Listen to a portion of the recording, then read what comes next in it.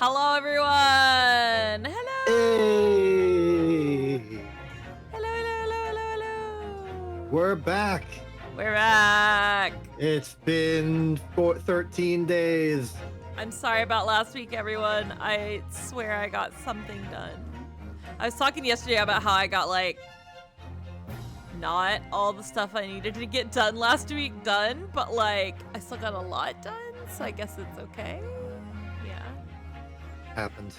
Yeah, I'm very bad at gauging my own productivity. That's the thing, is like, I know it's kind of like a rule of thumb in especially like cosplay adjacent circles to say that, like, you know, whatever task you're doing, you know, multiply the amount of time you think it'll take you by like 3 or whatever when you're budgeting your time to make something.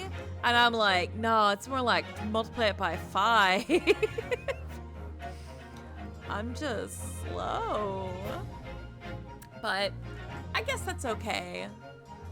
I got something patterned, and that's what matters. But yeah, we're back with more Great Ace Attorney. We are. And we're about to see Sholmes again, I suppose.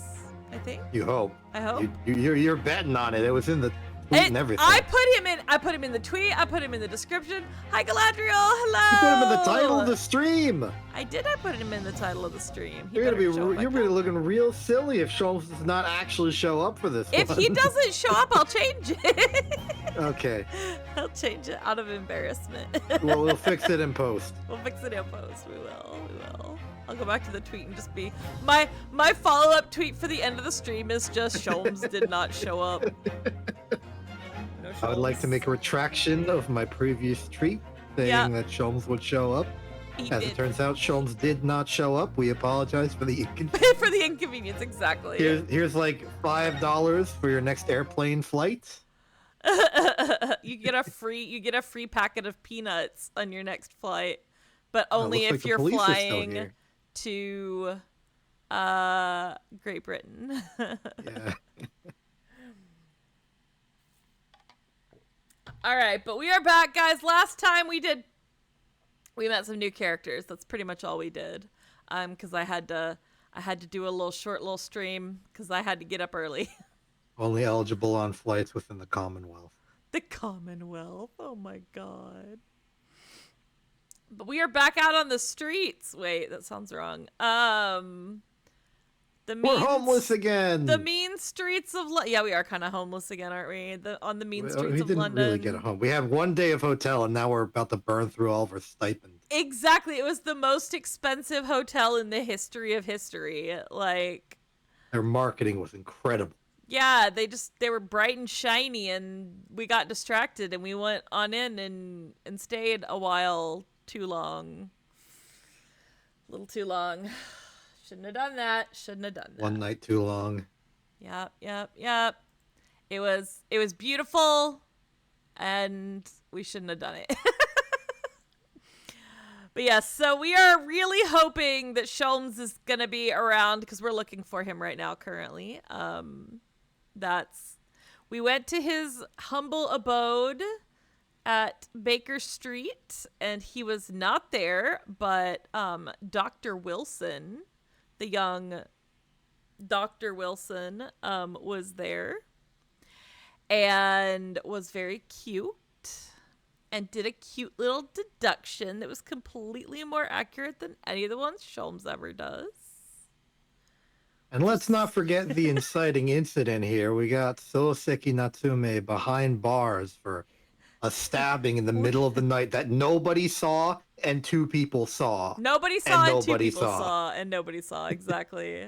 We don't know who actually saw this. Rudosuke isn't even like on the case. He's just like, he's currently being angsty about what justice means in Great Britain, and he's just investigating because he feels like it. He's like, I don't know if I'm gonna take this client on or not, but I guess I'll look around because justice.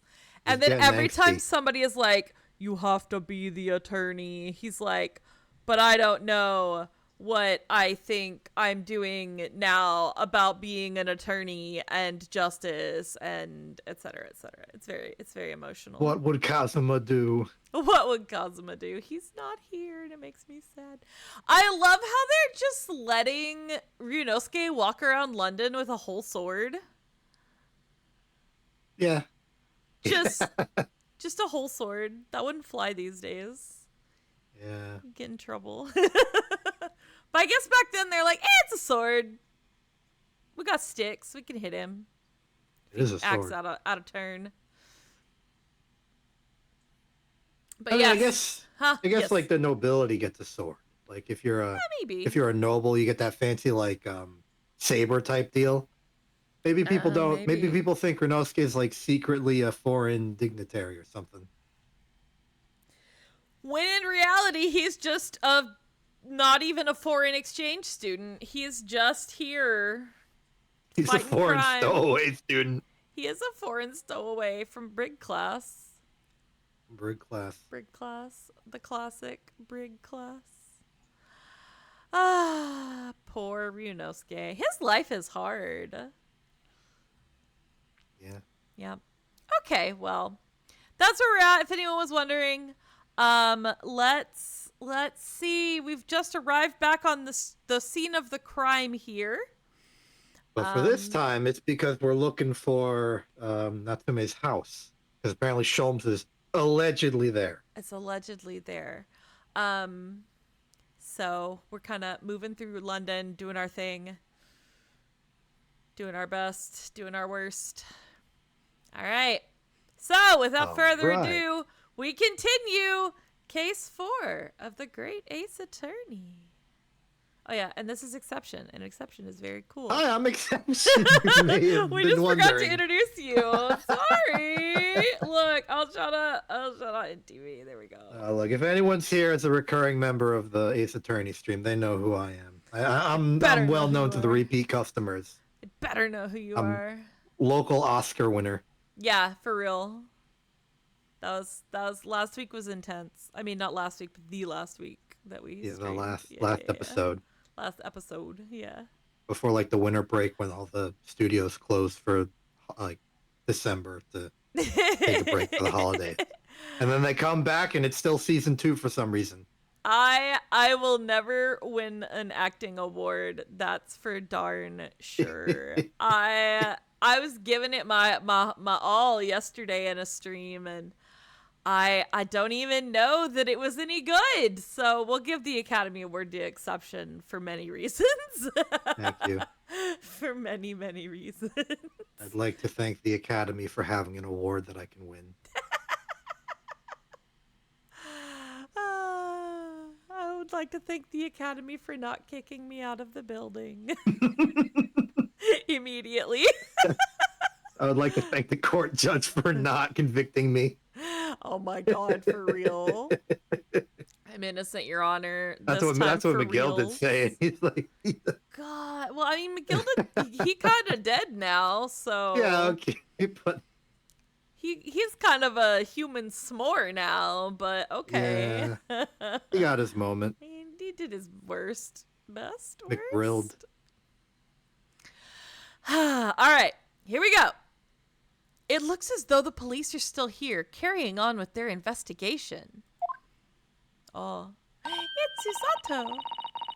Perfect. So let's find we're looking for Gregson first, okay? Oh, frick, I gotta remember what Gregson sounds He like. I don't sounds think like I a- ever decided. He sounds like he's eating at all times, remember? No, I'm just kidding. Perfect. So let's find Inspector Gregson as quickly as possible. What's the big idea? I am not doing that. Oh, look at this. We're roasting him for eating. Yes. And let's see if he'll take a break from his chips to look at that silver tip Iris gave us for him. Oh, right, we're bribing him. Oh, that's right. We're bribing Gregson to tell us where the Yeah. house is. Iris is bribing him on our behalf. There he is. Oh, and then we Can we found Can we him. just move anyway? No. We Okay. could just leave. I guess we're conversing. He doesn't have... His proportions are charmingly funny. Eh? I think we gotta give him the bribe, like manually. Oh, Oh, present. Hello, we would like to present you with a bribe in the court record so everyone knows about it. I'm not actually gonna like... I just want to see what it says. I'm not actually gonna inspect it unless I need to. Do I need to? No. Alright. So there's our bribe. What lovely stationery. It's cute. Inspector Gregson, do you have a moment? Sorry to say I don't. I'm a very busy man. You're eating your fish and chips, sir. I'm busy having lunch. Busy having lunch. Investigating gets you an appetite. Much too busy to talk to a pair of foreign gadabouts, that's for sure. Gadabouts! What a good word. We have these for you. A present from Miss Iris Wilson. What? For me? From her ladyship? Not the reaction I expected, but okay. Her ladyship?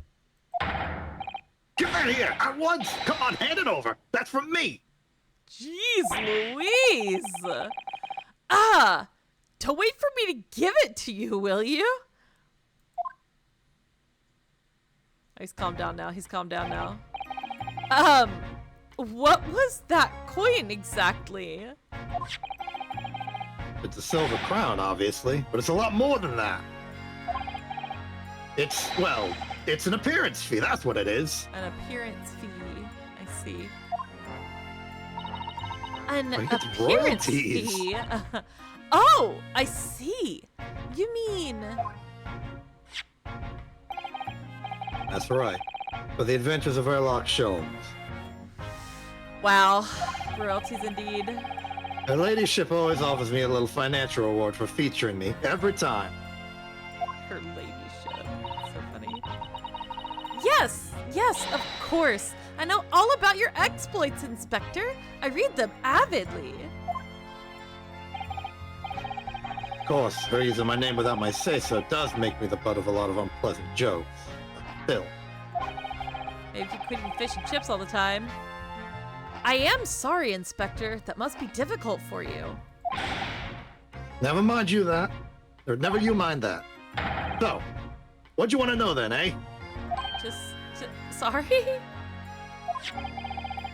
Tell the gentleman in black whatever he wants to know. Trust that won't be a problem, it says.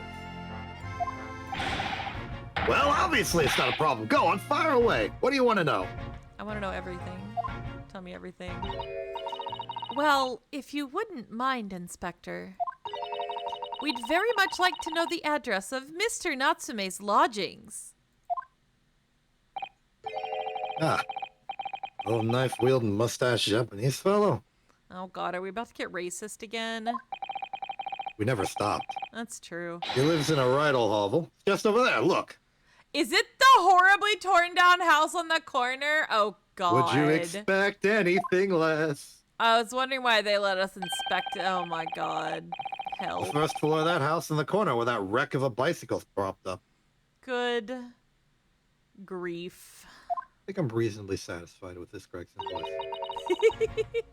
Like, every single one of the detectives comes from, like, the same part of your throat, but you have, like, either, like, make the tonal inclination different or, like, I'm going nasally with it with Gregson.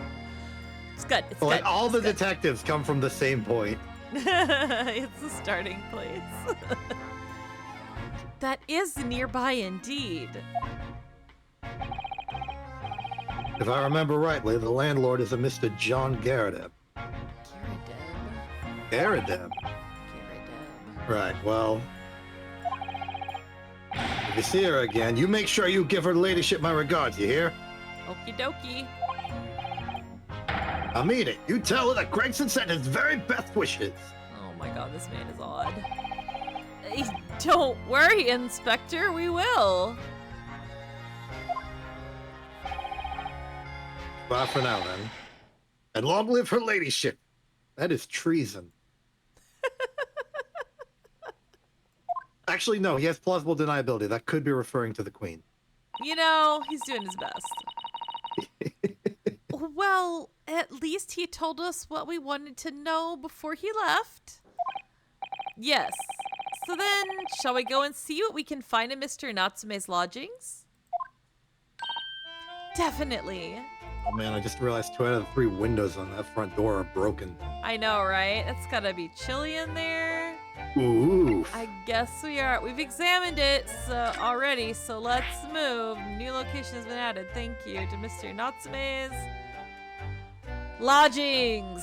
Here we go.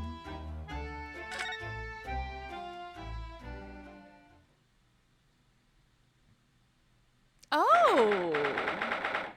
How come the window is not bricked up like it is on the outside? Never mind. Not asking questions. We're not asking questions. You ask. This is an investigation section. You ask questions. That's what you do. Why is there a maid's apron draped over a cannon? Why are there artillery shells?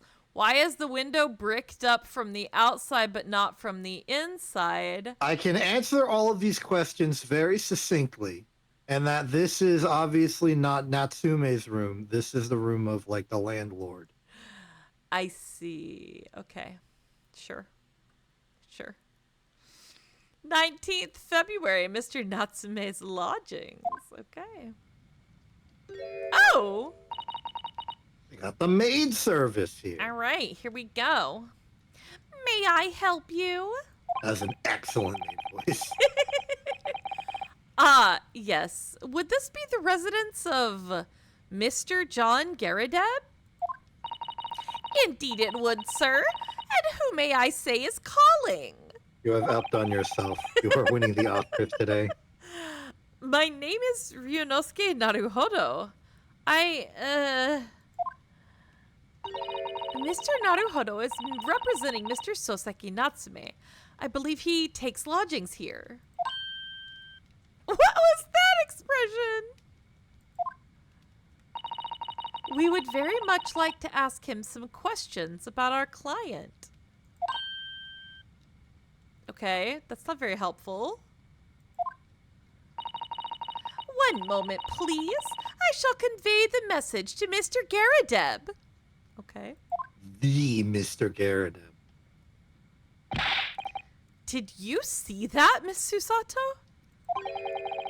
That was a real-life English maid. Oh my god, sir. I know. As I understand it, anyone of standing in English society employs a number of household staff. But that was the first time I've ever seen one in the flesh. Oh, this day keeps getting better. Like there's a man accused of murder and your day is getting better? Okay. It started pretty bad, let's be honest. Yeah, that's true. It certainly feels like we've really arrived now, doesn't it? We need only to meet a butler and the experience will be complete. Well, I'm not sure if I go that far, but I understand the sentiment. Oh, she's back. Thank you for waiting. Mr. Garadeb, we'll see you now. This way. Oh my god, there he is. Can't converse with him yet. I guess we'll examine things. Let us... Okay, here's the maid. Examine the maid. I'm afraid you have accidentally selected them as a single individual unit. I sure have! Good day to you. John Garadeb at your service. I guess I'm not looking around the room, huh? Okay. They're gonna throw me out, I betcha.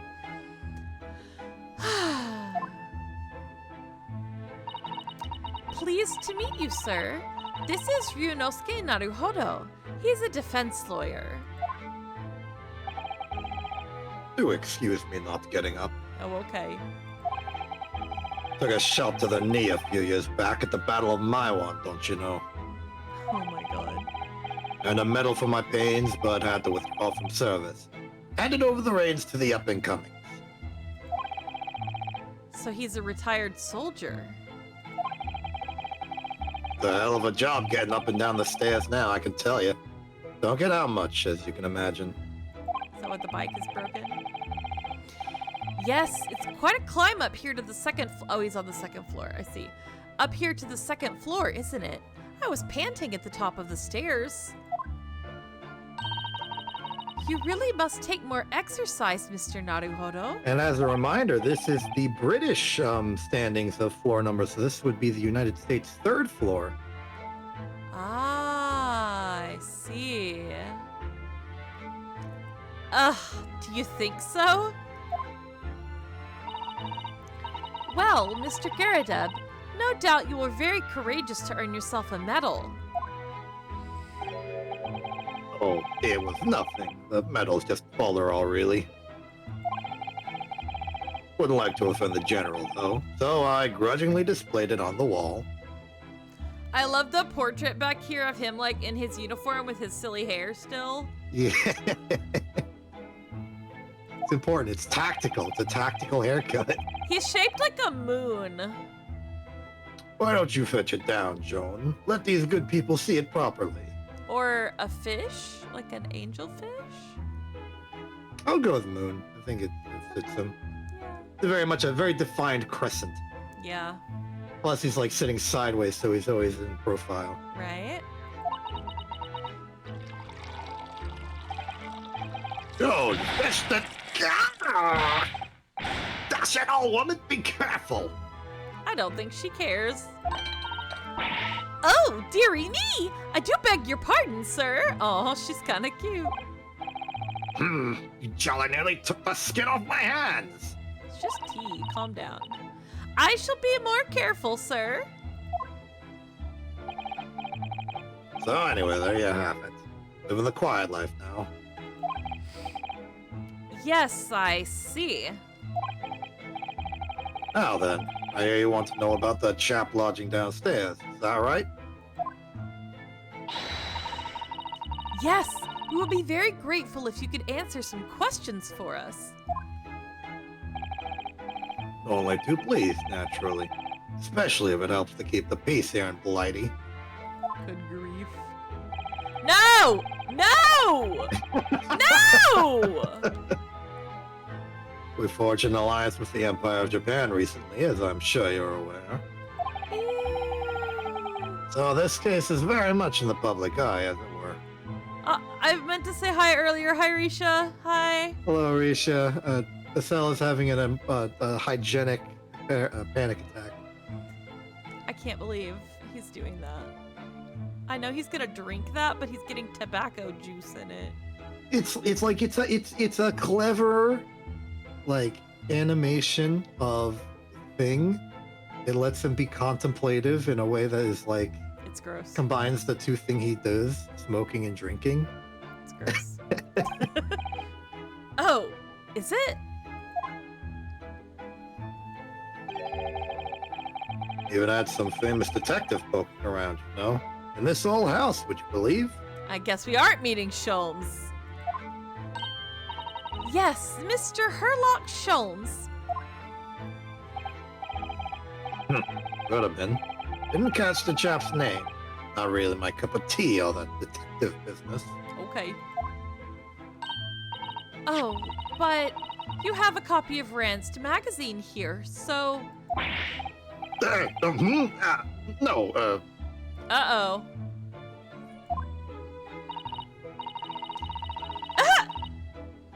Oh, maybe we are gonna run into him. Anyway, the chap's investigating the foreigner's room as we speak. So he's in Soseki-san's room. Valley nuisance is what it is. The whole neighborhood's twitching its curtains now. I don't like all this fuss. It's jolly unsettling. Yeah.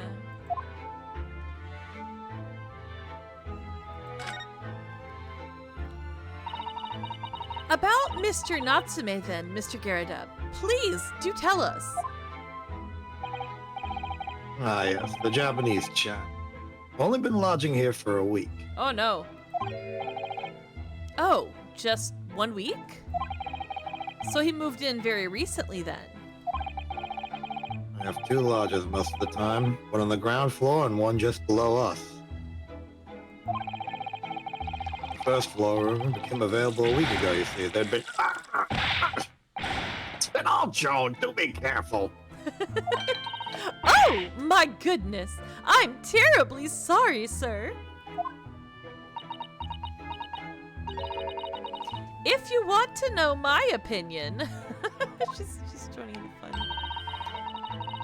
Oh, my goodness. I thought he was a shady sort from the moment I set eyes on him. You get paid an extra penny for your thoughts there, Miss Maid? Right? Oh, why?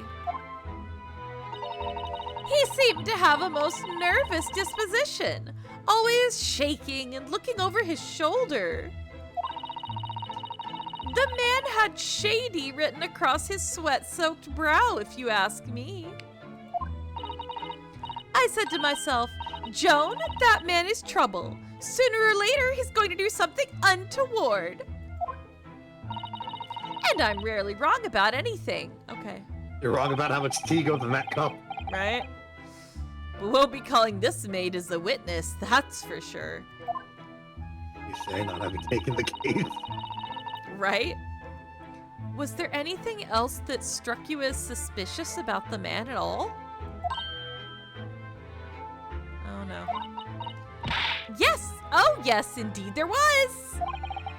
And she's dying to tell us. The shady lodger. Maid is absolute gossip lord. She is a gossip! Had you noticed anything else at all about your lodger, Mr. Natsume? I suppose gossip would be the trade of the maid. That's true. What else you doing with your day? You go to some getting fancy bossed building, around. clean up the house, you learn the stories of its residents, and you're like, I heard Mr. Garrideb has 2 pipes now. That's gotta be like the worst. He double smokes. When in each hand. just He's got like pipe a akimbo. pipe in each side of his mouth. Oh my word, yes! That man was shadier than an orchard. Could you elaborate? Well, take the man's room. Absolutely stuffed full of books it is. More than anyone could ever read. And he never so much as passes the time of day with another living soul. I haven't seen a single visitor call. He just trots off to that old bookshop every single day and comes back at 5 to light the gas fire. And the funny little man is up long past the time everyone else in the house has gone to bed, too. They get gas in this building? I guess so. Oh, I see. The gentleman on the ground floor goes to bed at around 9 each night. I feel like this is going to be relevant later. But I've never known that Japanese fellow to retire any earlier than 2 in the morning. Aha. Susato dots. Could you clarify something, I wonder? What, pray? How do you know so much about Mr. Natsume's routine? Oh!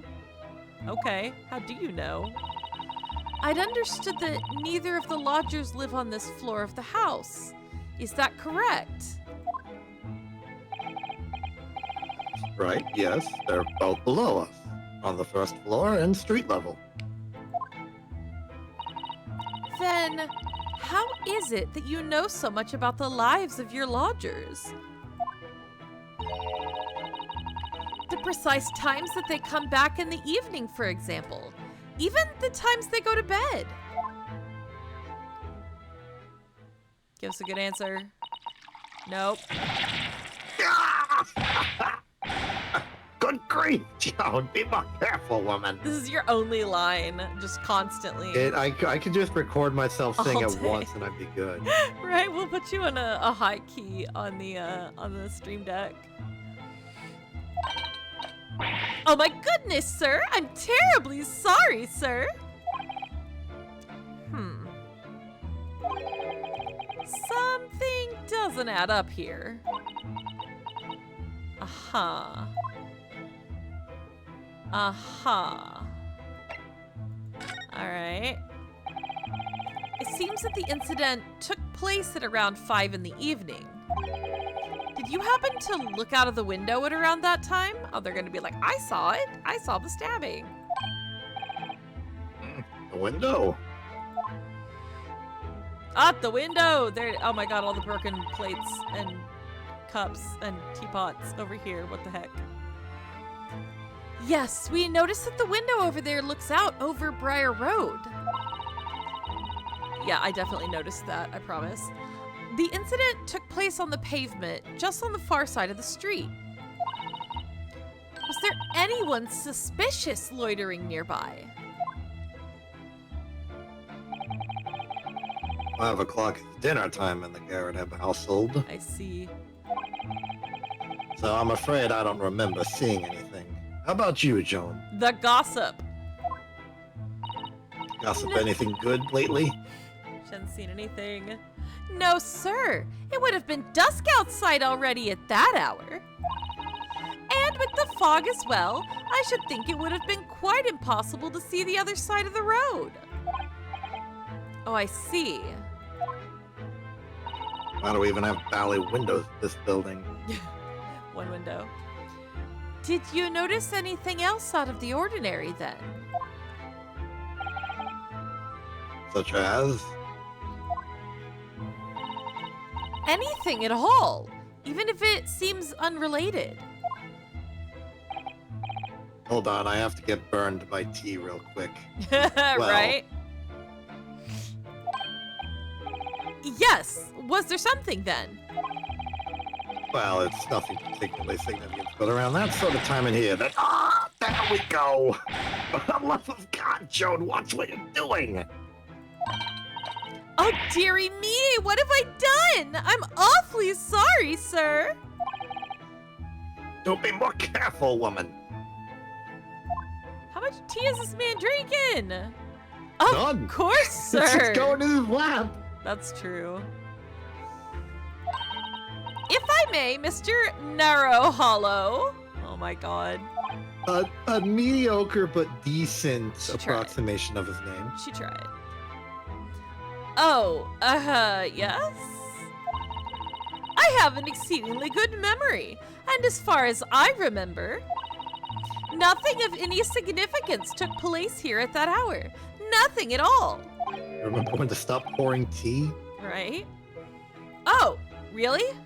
Mr. Garrideb, the way you were talking before, it sounded rather like there might have been. Oh, well, as I was saying, it was just a trifling matter of nothing. Oh, God! Joan, dash it all, what is the matter with you, woman? She's hiding something. Begging your pardon, sir. Nothing happened. Okay. Yes, quite. Nothing happened. We sat down to a quiet, uneventful meal. Joan? That's right, Mr. Garrideb. I don't believe you. What is the matter with these two? She who controls the tea controls the landlord. Right? It sounds like something happened here in this room on the evening of the incident, but what? I wish I knew. Mr. Natsume's room. Okay. We'll look around in a minute if they'll let us. Could you tell us which floor Mr. Natsume's room is on? Certainly. Just below us on the first floor. And Mr. Sholmes is investigating there, even as we speak. Yes. Told me Nat's his name and asked him to look into the matter, so I gave him the key. Nat's his name is a good joke. I'd just like to appreciate that joke. It's pretty decent. Mr. Natsume has engaged Mr. Sholmes' services. That's a blatant lie. Yeah, the man hates.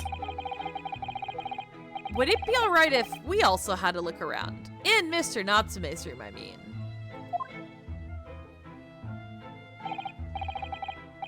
Don't see why not. It's just down one flight of stairs. Who knows if we'll find anything that could help us with the case, but we have to try. Oh, there was someone whose job was it. If only there was an investigator of some description. We need all the clues we can lay our hands on, shall we? Yes, and while we're there, we can speak with Mr. Sholmes again. Perhaps he'll be able to tell us more.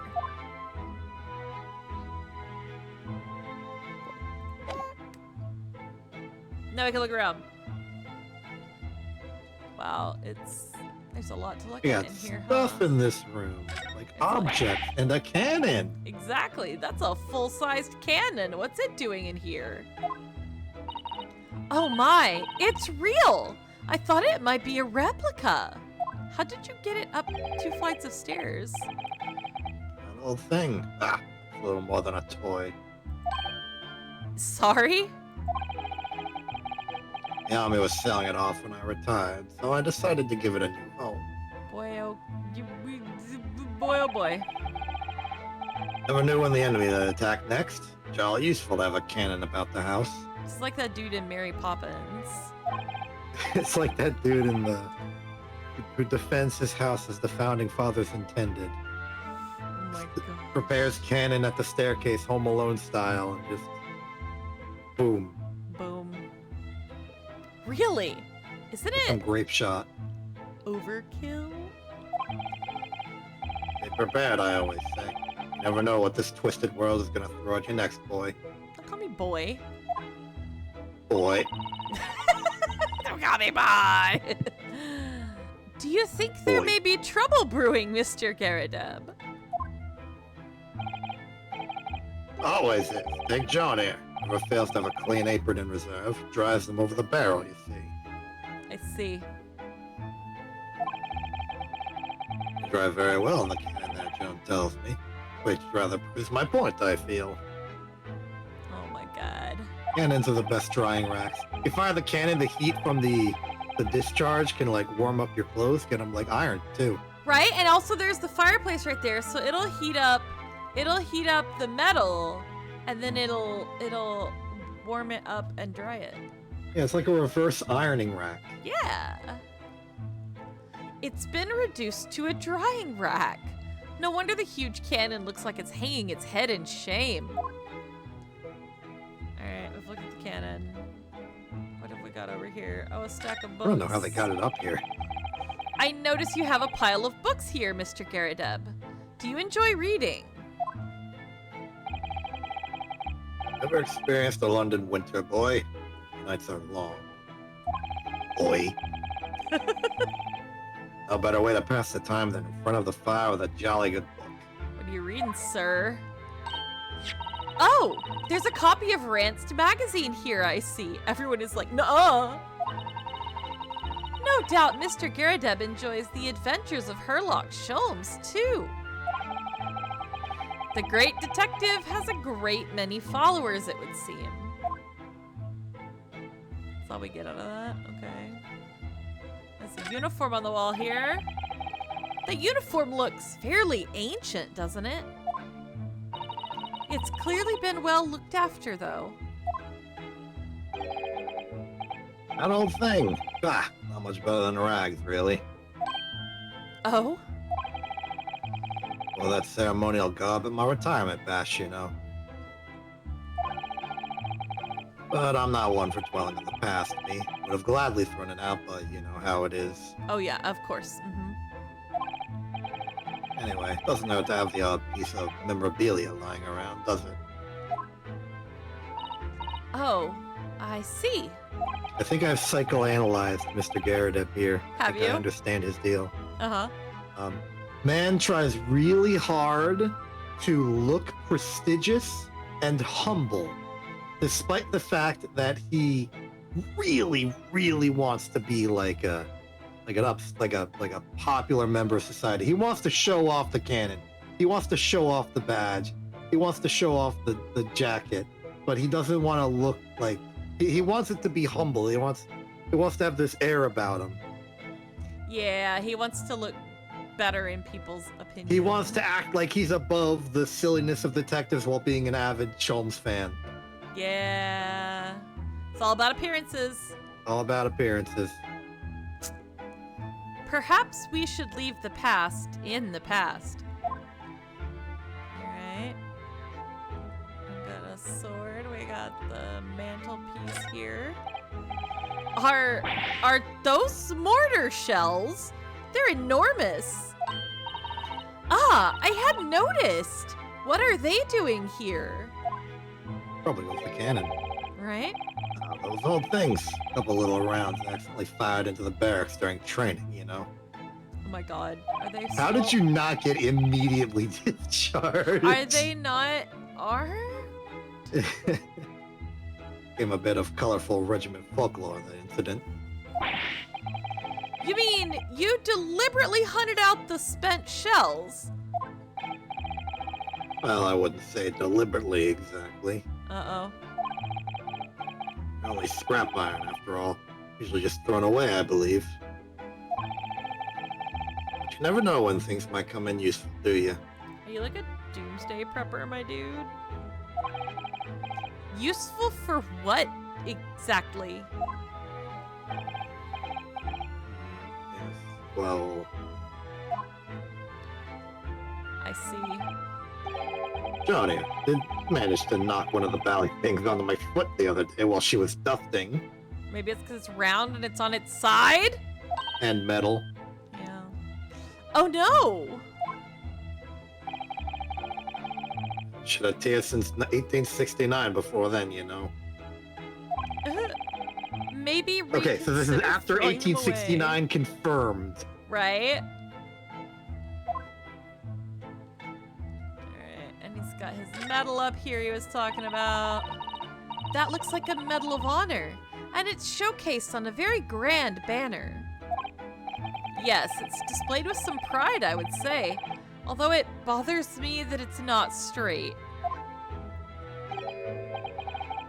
That old thing. Okay. Sorry? I should be glad to see the back of it, but the general would turn in his grave if I disposed of it.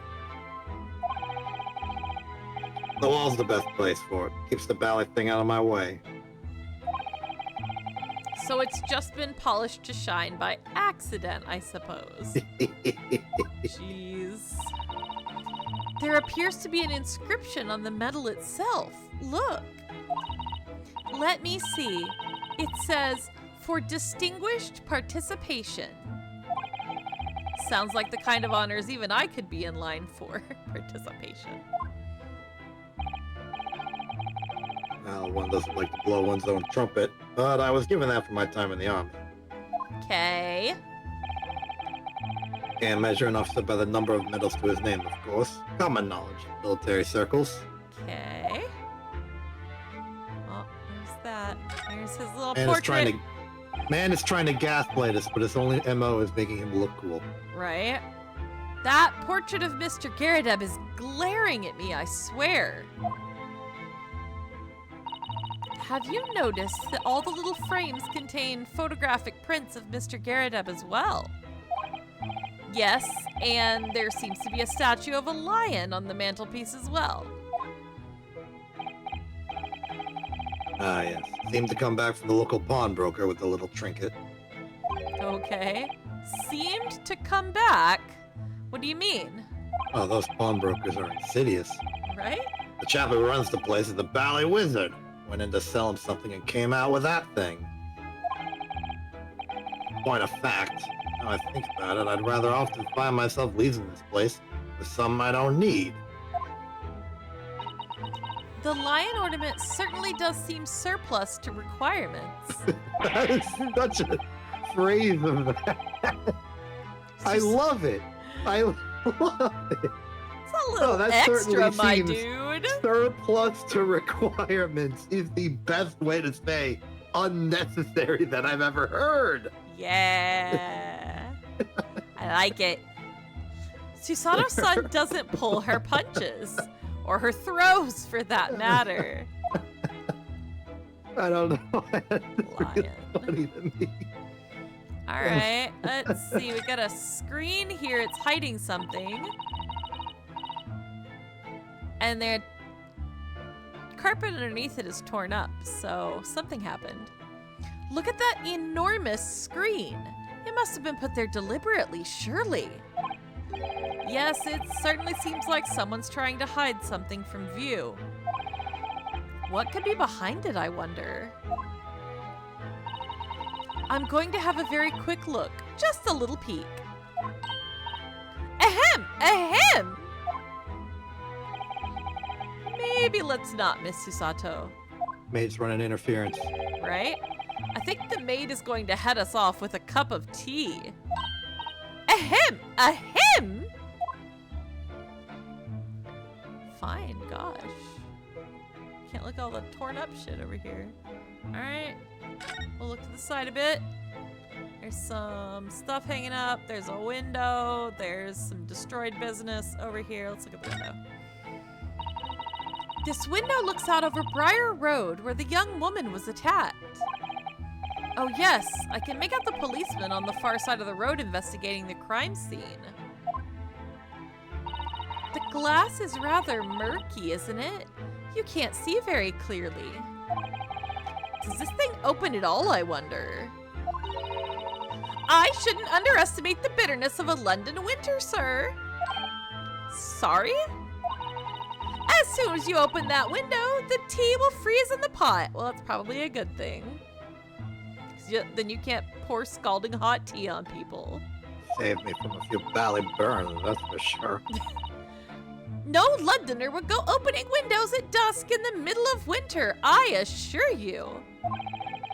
It seems very unlikely that these two would have seen anything of the incident then. But it's still kind of sus over here. There's like half-eaten food. Oh, look. What a wonderful collection of cakes lined up on that gleaming silver cake stand. I want cake. Lined up? It looks more like someone has half demolished them to me. Afternoon tea is a time of indulgence, you know. It's quite the English way. It is Mr. Garridup's custom to take 2 cakes with his tea. That sounds delightful. I take more, but most of the tea. I failed to structure this joke, but I'm with you. I'm with you. You get it. You get the punchline. I don't have to Got you. structure grammar. I can't structure grammar right now. That was good. Thank you. That was good. Oh, wait a minute though. There are at least 10 cakes on this cake stand. Well, naturally, and it would never do to waste the leftovers. So whatever Mr. Garridup doesn't eat, I say to myself, Joan, you shall have to tidy up. How magnanimous of you. Alright. This maid has too much political power. Right? Why is this candelabra missing a candle? This old candle holder looks a little out of place here, wouldn't you say? Yes, you're right. It's clearly supposed to be gold, but it's almost completely black for some reason. That old thing, yes. Just a cheap piece of ironmongery. Give him crack, really. Oh. Used it when I was studying, don't you know? For my commission. I know it's old, hardly worth hanging on to, really, but, well, still has its use sometimes. He likes shiny things. He does. Of course. Does everything in this room have some elaborate story behind it? Everything I own has an elaborate story behind it. What about you? No? Probably. Probably, yeah. They're memories, Mr. Naruhodo. Memories. In orange, even. What's up with all this broken Weird. stuff? Usually memories come in red. In red. Look at this crockery on display here. It's rather unusual, isn't it? Oh my, a genuine London dresser. Isn't it delightful? More like a genuine professor. Although the shelves seem to be broken and the crockery is... Oh dear, it's in pieces. It really is. The word cracked wouldn't do that chinaware justice. Going insane with it. Ah, I wonder. Perhaps the cannon was fired at it. What? What? They were attacked. Yes, probably something like that. But let's not delve too deeply here. They were attacked. Oh my god. And that's why everything is wonky. The Valley French invaded our house the other day. Ad starts in 5 minutes. Go away, ads. Alright, I guess Woo. it's not gonna let me look at anything else, huh? Darn. No more panning. Okay, I guess we go back. And we move! We move. To... Thank you for the A new location has been added. A small dark room. Okay. Shelves. Aw, the kitty. Aw. That poor kitty's been by itself. I'm sad. I'll take care of the cat. I'm sad. Anyway. Pop quiz. What's the cat named? Waga hi. Trick question. The cat does not have a name yet. The cat does not have a name.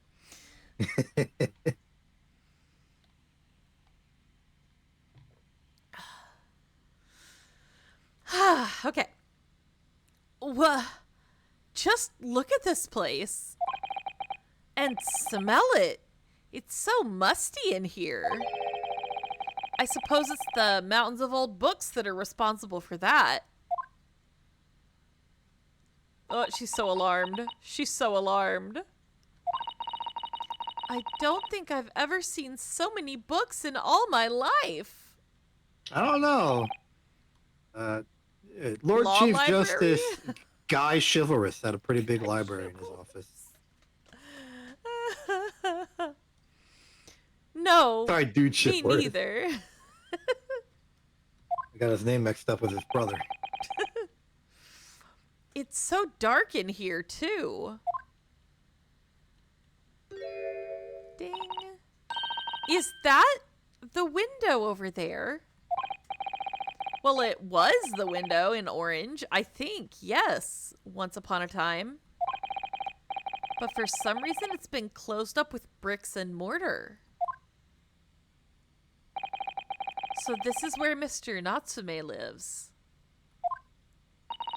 By the way, I haven't spotted Mr. Sholmes anywhere, have you? No, that's true. But according to what Mr. Garadeb told us, the great detective should be around here somewhere investigating. Time to look around, huh? All right. You can manually invoke advertisements. Yeah, I'm thinking about it. I think this would be a good time too. All right, let's run an ad, guys, and we'll be right back. Yay! With maybe Sholmes if we're lucky, and a cat. If we're lucky. With a cat. We'll be back with a cat. Yeah. It'll take a minute for the ads to start, though, so we'll just let that do its little song and dance. Oh, it started fast that time. Wow. Nice. With no background noise, no music. Now, right usually now. I do a space thing now, but I'm trying to change topics into the my next big plan, which is big numbers. Big numbers. Okay. But I do need to make a formal correction to something I said last time. Let me zoom in on you so you can do that. Yeah, okay. So last time I spoke of these like units that astronomers and astrodynamicists use to make the math easy on the gravitational equation for a thing. Mm-hmm. And that's I got them a little mixed up. The astronomical unit, which is what I discussed last time, is just sort of a general unit for distance. One astronomical unit is the distance from the sun to the Earth, and that's just convenient for planetary scales in the solar system. But what I was more directly referring to was the astronomical system of units, um, of which the astronomical unit is one of them, but more importantly, the units for mass and how they relate to something called the gravitational parameter. Awkward name, but the basic idea is this. The Newton's law of gravity is the force of gravity is equal to magic physics constant, the mass of the first thing, the mass of the second thing, multiply all those together, divide by the distance squared. Okay. But the magical physics thing is an arbitrary constant. And when you're dealing with a tiny satellite or rocket orbiting a giant heck off planet, the mass of the second thing is basically irrelevant. And the mass of the planet is also a constant. So what they do is they just take, all right, we'll take the magical physics constant and the mass of the one planet we care about for our orbits, multiply them together, and keep them together as some special planet-specific number. And this is the gravitational parameter, or the standard gravitational parameter for any particular thing. So that makes the math really simple. Now, the force acting on a rocket orbiting a planet is the standard gravitational parameter for that planet, the mass of the rocket, divide by the distance squared. It just makes it a little easier. You get to remove having to care about the exact mass of the planet or what this gravitational physics constant is. You just have this number assigned to this planet, which you then put in to convert all of your convenient accelerations and stuff. When you're doing math on like pen and paper, which they had to do back in the day, they go even further to change the units of distance, which is sort of where the astronomical unit I was talking about last time, but not exactly that one, comes into play to make the standard gravitational parameter equal to 1 for whatever you're doing. Perfect timing. Yeah. We have only run over by 1 minute past the ads, so that's pretty good. I wanted you to get to the end of like a good arc, right? So that the next arc can be at the next ad break. It's very important. Fair. The timing is very important. Yeah. I gotta make it. Oh, I should zoom back out, huh? Let me zoom back out. Okay. All right. So we are back in Natsume Soseki's room, and we are going to look around and hope that Sholmes is not hiding under a stack of books. As we examine the evidence. All right, so we can go to that direction. We can't go to this direction. So there's a cat here. Let's look at this first. Oh, look! It's a beckoning cat from home. It's a bit big and bulky, isn't it? Surely Mr. Natsume didn't bring that Maneki Neko all the way from Japan with him. I hardly think you're in a position to comment, Mr. Naruhodo. Are you forgetting the enormous... Excuse me, he brought what? I'm sorry, I got halfway through that sentence. Stumbled upon the truth! My God. Are you forgetting the enormous Daruma doll that you brought in your luggage? Well, it can be dangerous traveling abroad. I wanted a lucky charm. Well, I imagine Mr. Natsume wanted the same. And this cat is sure to beckon good luck to him, except that he's in jail right now for an attempted murder. It's fine. Exactly. It's not doing a very good job so far, is it? no. Here's the luck. The victim didn't die. We said it out loud again. You mustn't say such things. I didn't say a word. Why are my eyes such a giveaway? All right, sir. We got stack of books number 1. Stack of books number 2. Oh, stack of books number 2, real important. This one? No, but yes. Oh. Well, stack of books number 3 is over here. Book on the table. We got the window. Let's look at the... Should we look at the window first? You'll tell me when to look at something last, won't you? You'll spoil me for that, right? Thanks. Yeah. I'll give you spoilers of quality. Thanks. I will look at the stack of books number 2. Onward. I provide quality of life spoilers. Look at all those books stacked up there. They almost reach the ceiling. They're all works of English literature, and they all smell so musty.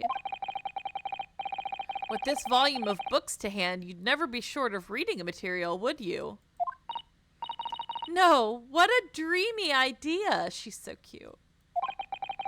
A bad dream, I've actually maybe. thought Okay. of a quality of life spoiler. Oh? Did something happen? No. Okay. You said you thought of a quality of life spoiler. And I was like, oh, did you? Yeah, I did, but I'm actually conflicted. It regards when you interact with the cat. I was going to be the cat last, but okay. It's either the cat last or the cat immediately. I haven't decided. Ah, I see. Okay. Well, we'll get through this stack of books first. Then we can debate. A bad dream, maybe, for me at least, says the spoon. My only strong opinion would be cat before window. Cat before window, okay. Mind you, I don't imagine the book that's at the bottom of the pile now will ever be read again. Ah, so reading it is an experience that comes but once in a lifetime, just as the tea ceremony teaches us. That's cute. I certainly didn't expect the conversation to turn down the path of tea ceremony philosophy. Me neither. All right. We got a little bag here that we can't look at. We got a pile of trash. The power of metaphor is unrivaled in the universe. Pile of trash. Look at all those balls of paper on the floor. I'm There are making notes. poignant points about the ability to identify patterns in all things, and you're like, trash, gotta see it, gotta look at it. It's a habit I have developed from Honkai Star Rail. I must look at every trash can. It's very important. There's always something magical waiting for you at the bottom, or nothing. It's one or the other. Gotta look in every trash can, gotta look at the muffler of every car. It's like that song. It's like that, climb every mountain. Except just look in every trash can. Anyway, look at all those balls of paper on the floor. There are notes scrawled all over them in English. It looks like the waste paper basket is so full they've just fallen out. It doesn't look like that. That is the truth, sir.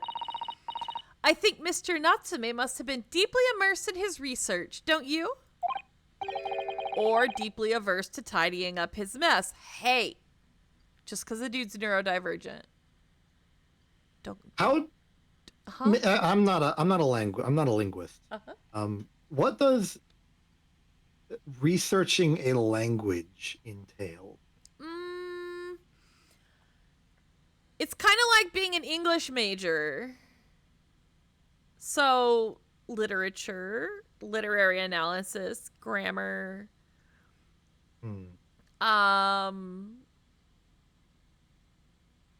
Probably I guess it can't be fully technical. There has to be like a cultural aspect to it. Oh, I'm sure, yeah.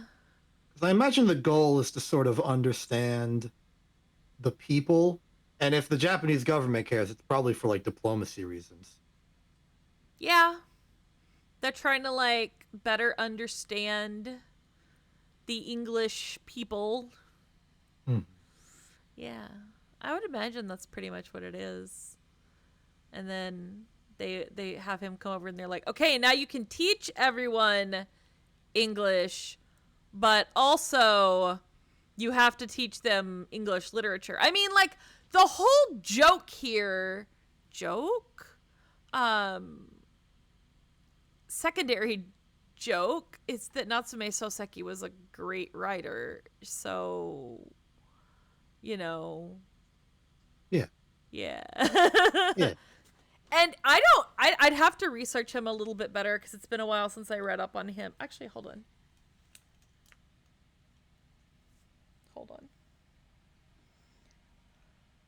But like he said last time that his mission, despite wanting to study English literature and that English literature was his field, he was here to study by order from the government the English language. Natsume Soseki majored in English at Tokyo University. That does seem like a thing. And after he had taught at the high school level out in the country for 4 years, he was then sent to England to continue his study of English literature. So he is basically doing what Kazuma was doing for law, but for English literature. Right. According to history. Like, that's historical Natsume Soseki. So, I wonder if they're going to bring up Sao at some point. I'm looking on. Boop, boop, boop, boop, boop, boop, boop, boop, boop, boop, boop, boop. And the United Kingdom. So he was in the UK from 1900 to 1902. He had a miserable time in London. Wow. And his friends feared that he might be losing his mind. Wow. Spoilers.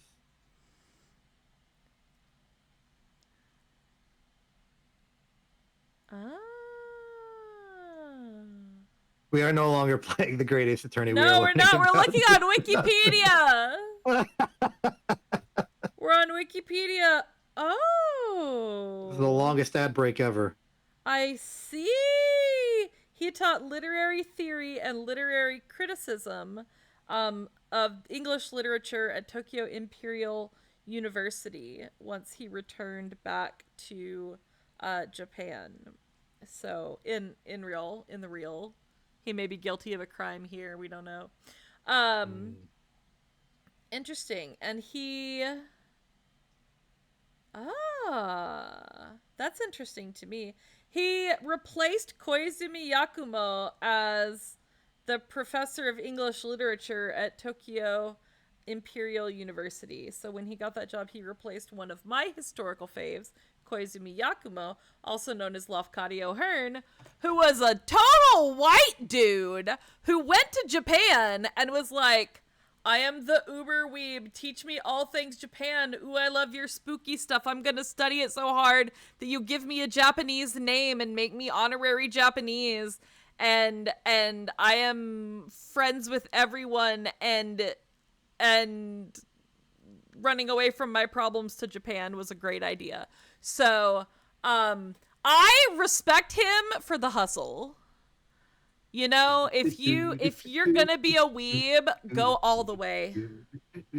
Go all the way. Sorry, that's all I got. Lafcadio Hearn. Get me started on Lafcadio Hearn, guys. One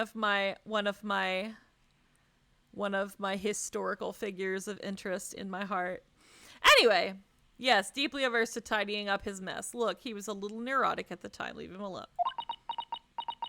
Susano's trying to be generous here. I wouldn't like to speculate which is closer to the truth. Alright, we looked at the trash on the floor. We're skipping the window. We're skipping the window. Is this part of the window? No, we'll come back to that. Oh, books. Pile of books number 3 is the same pile of books. Okay. I'm afraid to pan over because I'm worried Sholmes is going to be there.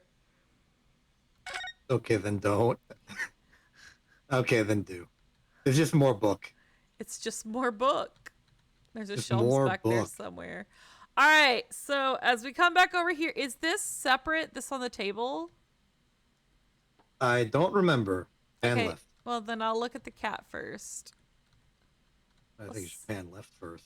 Pan left first? Yeah, we gotta frame this out. Okay. Kitty! Pardon me. Meow. Kitty. They That's lovingly that's a big animated this meow. cat. Bye. That is like an MIAOW meow. It is. Indeed. Oh my, what an adorable little cat. Perhaps he's looking after all the books while his master is away. What is he eating? The rats? I don't know about that. He disappeared into that pile of books as quick as a flash. It was a tricolor Mickey, wasn't it? Do they even have that sort of cat here in Great Britain? But now they do. Okay, so I want to explain to everyone some trivia real quick that has absolutely nothing to do with the Great Ace Attorney. So Mickey there is calico. Or spotted, like it means that it's a calico though. This description means that it's a calico, right? As we can see, that cat is a calico. So my favorite character in Ensemble Stars has the same Mickey in his name, which is why he's honestly like very commonly associated with cats, because he has calico in his name, or the descriptor for a calico cat in his name, and his name is Mikejima. So he's a calico cat, and commonly depicted as a calico cat, and apparently also a bison, but that's another thing entirely. Anyway, that's just some trivia for anybody who's here on my Monday streams too. Bye. Yes. Perhaps Mr. Natsume brought the little creature with him from Japan. That's made me feel homesick now. Because Kazuma dying didn't make you feel homesick? Why would a murder make you feel homesick? Because his friend was alive when they were in Japan. Already? We've only been in the country for 2 days. Wow, that was fast. It's gonna let me look at the desk now. Okay. That desk seems to be wedged into a crevasse between the mountains of books on either side. I suppose Mr. Natsume would sit there and read while stroking his cat.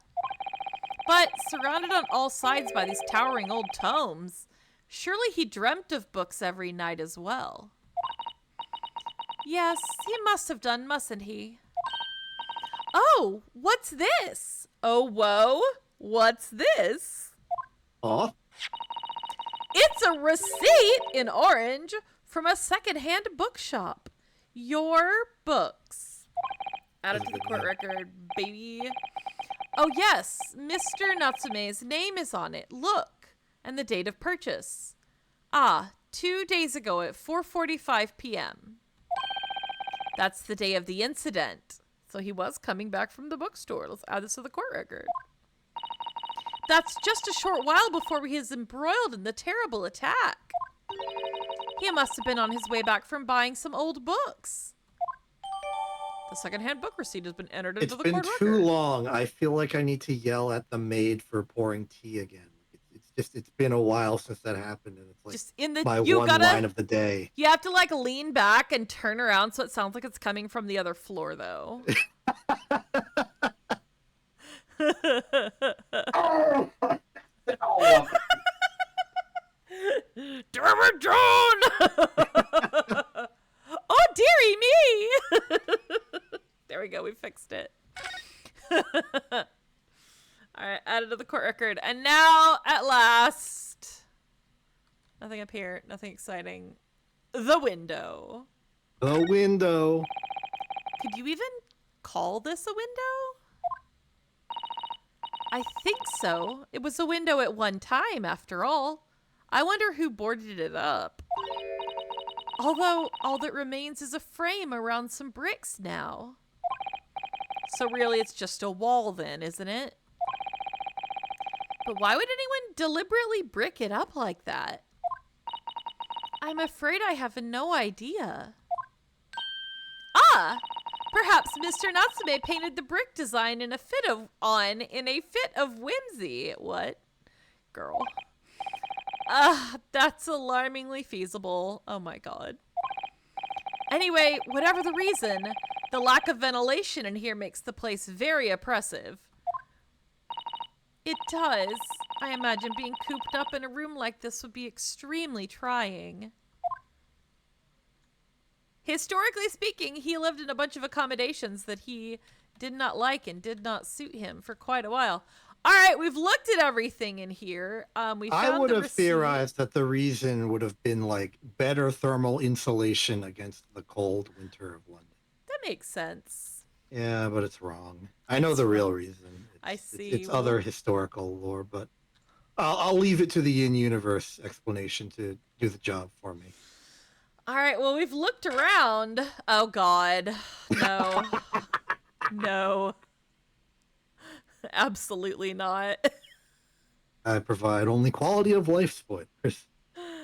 Absolutely not. Hi, Shelms.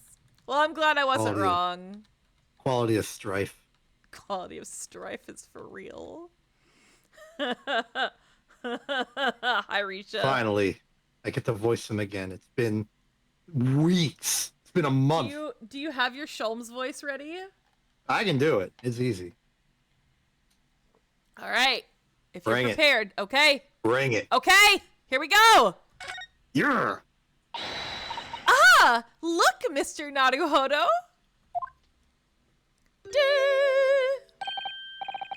Aha, there he is. Where did he appear from? Behind the books, duh. He seems to be engrossed in the pages of an old book, which is what you would do in this room. Yes, indeed. I hope he won't mind if we disturb him. Hello, Mr. Sholmes. Oh, God. Ah, you too. Good day. He just zoomed up into the foreground. He teleported. I love his little song here.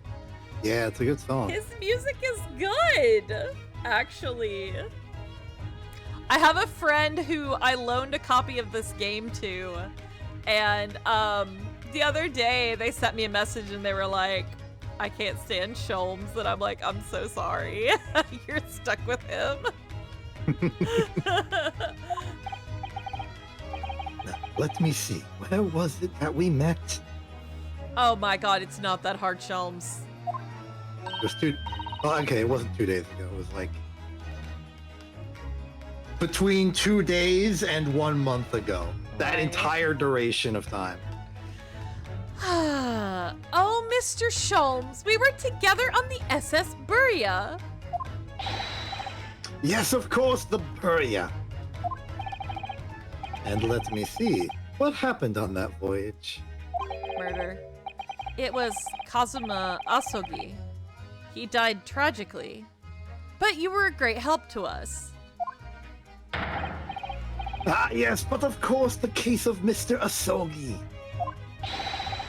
It was the one with the snake, wasn't it? Oh my God. Oh. Well, you seem to remember something of it at least. What an honor to be remembered vaguely by the great Herlock Sholmes. Girl, To be you got it remembered so bad. vaguely. Oof. I just. You just. This is Mr. Oh, no, my dear madam. Hold your tongue. Oh God, we're about to get named something weird. I pride myself on my superior powers of recollection. Your names are safely recorded in my brain attic. His brain attic. His brain attic. Miss Naruhodo Okay. and Mr. Susato. Oh dear. Oh dear. Oh dear. Try the other way around, Mr. Sholmes. Oh, she's so disappointed. I lose the first round. Boy, howdy.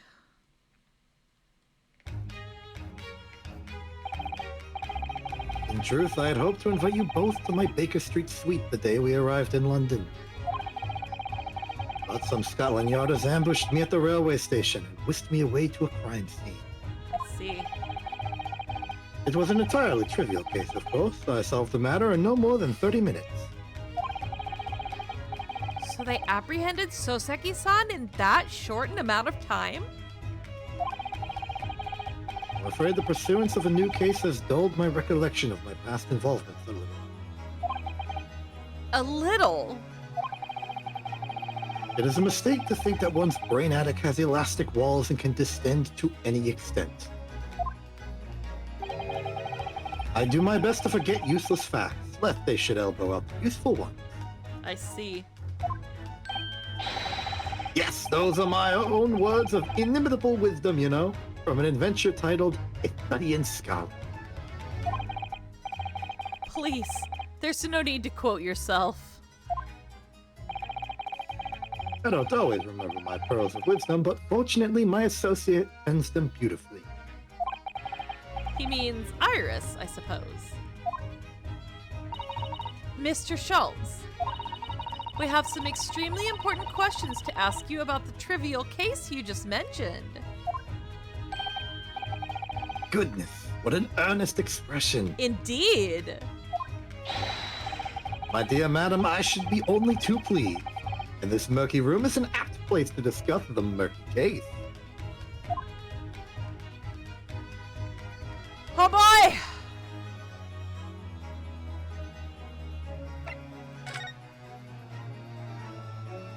Just looking at what we have. The map and the booker's seat. Okay. Just curious. Let us converse with Mr. Sholmes, the great detective. Yay. We know this to be the lodgings of a Japanese foreign student by the name of Soseki Natsume. It seems that you assisted in his arrest, Mr. Sholmes, for the stabbing of a young woman outside here on Briar Road. Natsume. Yes, I believe it was a name rather along those lines.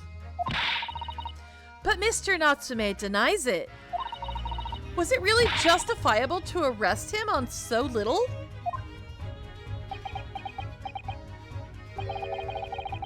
I'm sorry, Mr. Sato, but I have not the slightest idea what you mean. Are you for real, my dude? What? I can't believe he was looking Susato-san squarely in the eyes while feigning ignorance. I assure you, I am not merely feigning ignorance. We talked out I loud am again. truly stupid. We thought out loud again. Damn it. It would appear as if the pair of you are under some misapprehension. Yeah, in orange, no less. Oh? How? I assure you, I have no recollection of accusing your stooped compatriot of the crime. But that doesn't make sense. A good detective of Scotland Yard made the following request of me, and I quote verbatim. Oh no. We need you to ascertain the identity and whereabouts of a man seen fleeing the crime scene. That was my best attempt at Sholmes imitating Gregson. My god. This is a misunderstanding. I love that for us. It is a misunderstanding. Ah, a man seen fleeing. Get misunderstood at. There were a number of books scattered on the pavement at the scene. From the book plates, I was quickly able to determine the bookshop from which they had been purchased. On speaking with the proprietor, I was immediately led to this address. Elementary, wouldn't you say? Oh my god.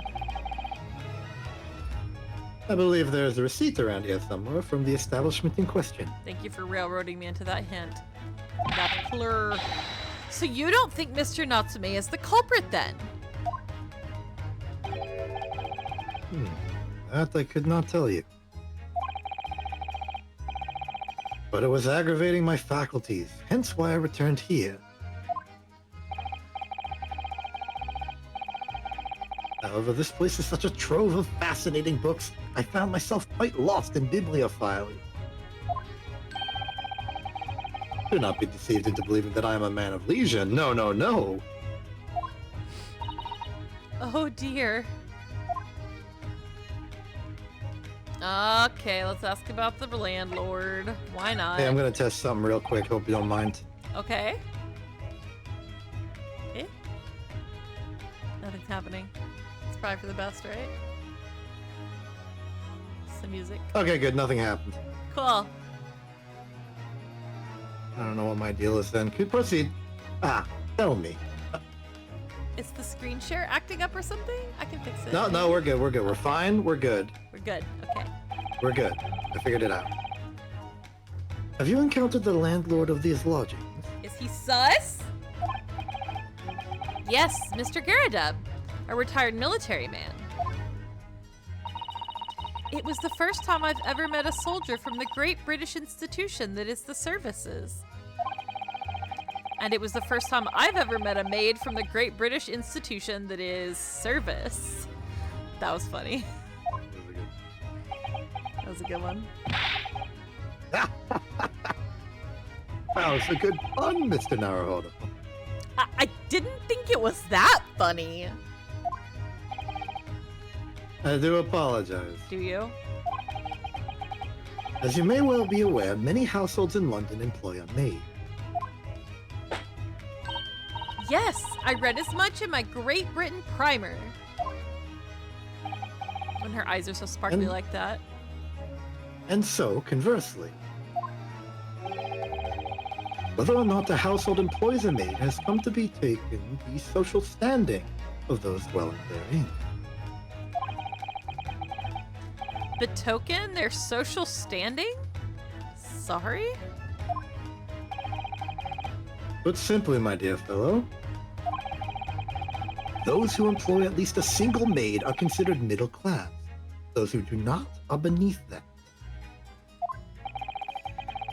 In the upper echelons of society, of course, households employ enough staff to constitute a large family. Goodness, how extraordinary. As you can appreciate, for those on the precarious boundary between the middle and lower classes, being able to afford just one maid is of the first importance. I had no idea. And it is for precisely that reason that I find great stimulation in this situation up there. Specifically in the retired Army veteran, Mr. John Garrison. Oh? Affable as he is, the fellow is hiding something. He is, and he's getting scalded by hot tea every time he tries to bring it up. Spilling the tea would be the best option here, but alas. He already tried that. He did. Whether or not it imposes on the circumstances of this case, I am yet unable to ascertain. I'm thoroughly lost on what he means to say. I'm not, but that's okay. The dingy room. The dingy room. This room is thoroughly suffocating for the soul, my dear fellow. I assure you, any man whose lot is to dwell in a place such as this will stab somebody sooner or later. Mr. Natsume has stabbed no one. Well, not yet. But sooner or later. Oops. 6 of one, half a dozen of the other, you know. I don't believe that's the issue here. About this dark little room, Mr. Sholmes. Why is there no longer a window? Do you have any idea? I could have told you, but let Sholmes lead the truth to the fact. Right? No let's window. go. No window. Here we go. Well, I mean, I can clearly see that there is a window of sorts. But it's been completely blocked with bricks. I see. The answer to that question is quite simple. Window tax. Window tax? What is that? Surely not a tax on windows. Precisely that. My God, what? It's very real. Oh my goodness. Until relatively recently, a tax was levied on households in this country by the number of their windows. Those of lesser means, having inherited a sizable and costly family home perhaps, rapidly closed windows up. While the rich opened windows here, there, and everywhere. In an effort to curry favor with those in power by furnishing them with large sums of tax money. I see. How awful and unjust! Forcing people to live in rooms devoid of light. Ah, but they're not devoid of light. We've invented gas lighting. But indeed, disease was rife as a result. So, some 40 years ago or thereabouts, the window tax was abolished. But its legacy remains, as you can see, in squalid lodgings such as these, for example. I suppose Mr. Natsume's stipend for living here in London isn't very generous, perhaps. It would appear so. I've done a little digging. And discovered that these lodgings were offered at an extraordinarily low price. Because they suck. Just because they suck. No, it's even cheaper than that. Because the room is so awful, I should think. Kusata said it a lot more kinder than you did. Right? Apparently Mr. Natsume only moved in here about 1 week ago. Yes, that's correct. However, How did he get this many books in there in a week? I don't believe the low rent is explained by the shabby nature of the accommodation. Oh? Still, that is of little relevance here. Matter not worthy of further attention. Is it not? Are you Not for sure? now. I'm curious now. We've asked all the things we can ask. Well, I believe I've told you all I can now. That's what I said!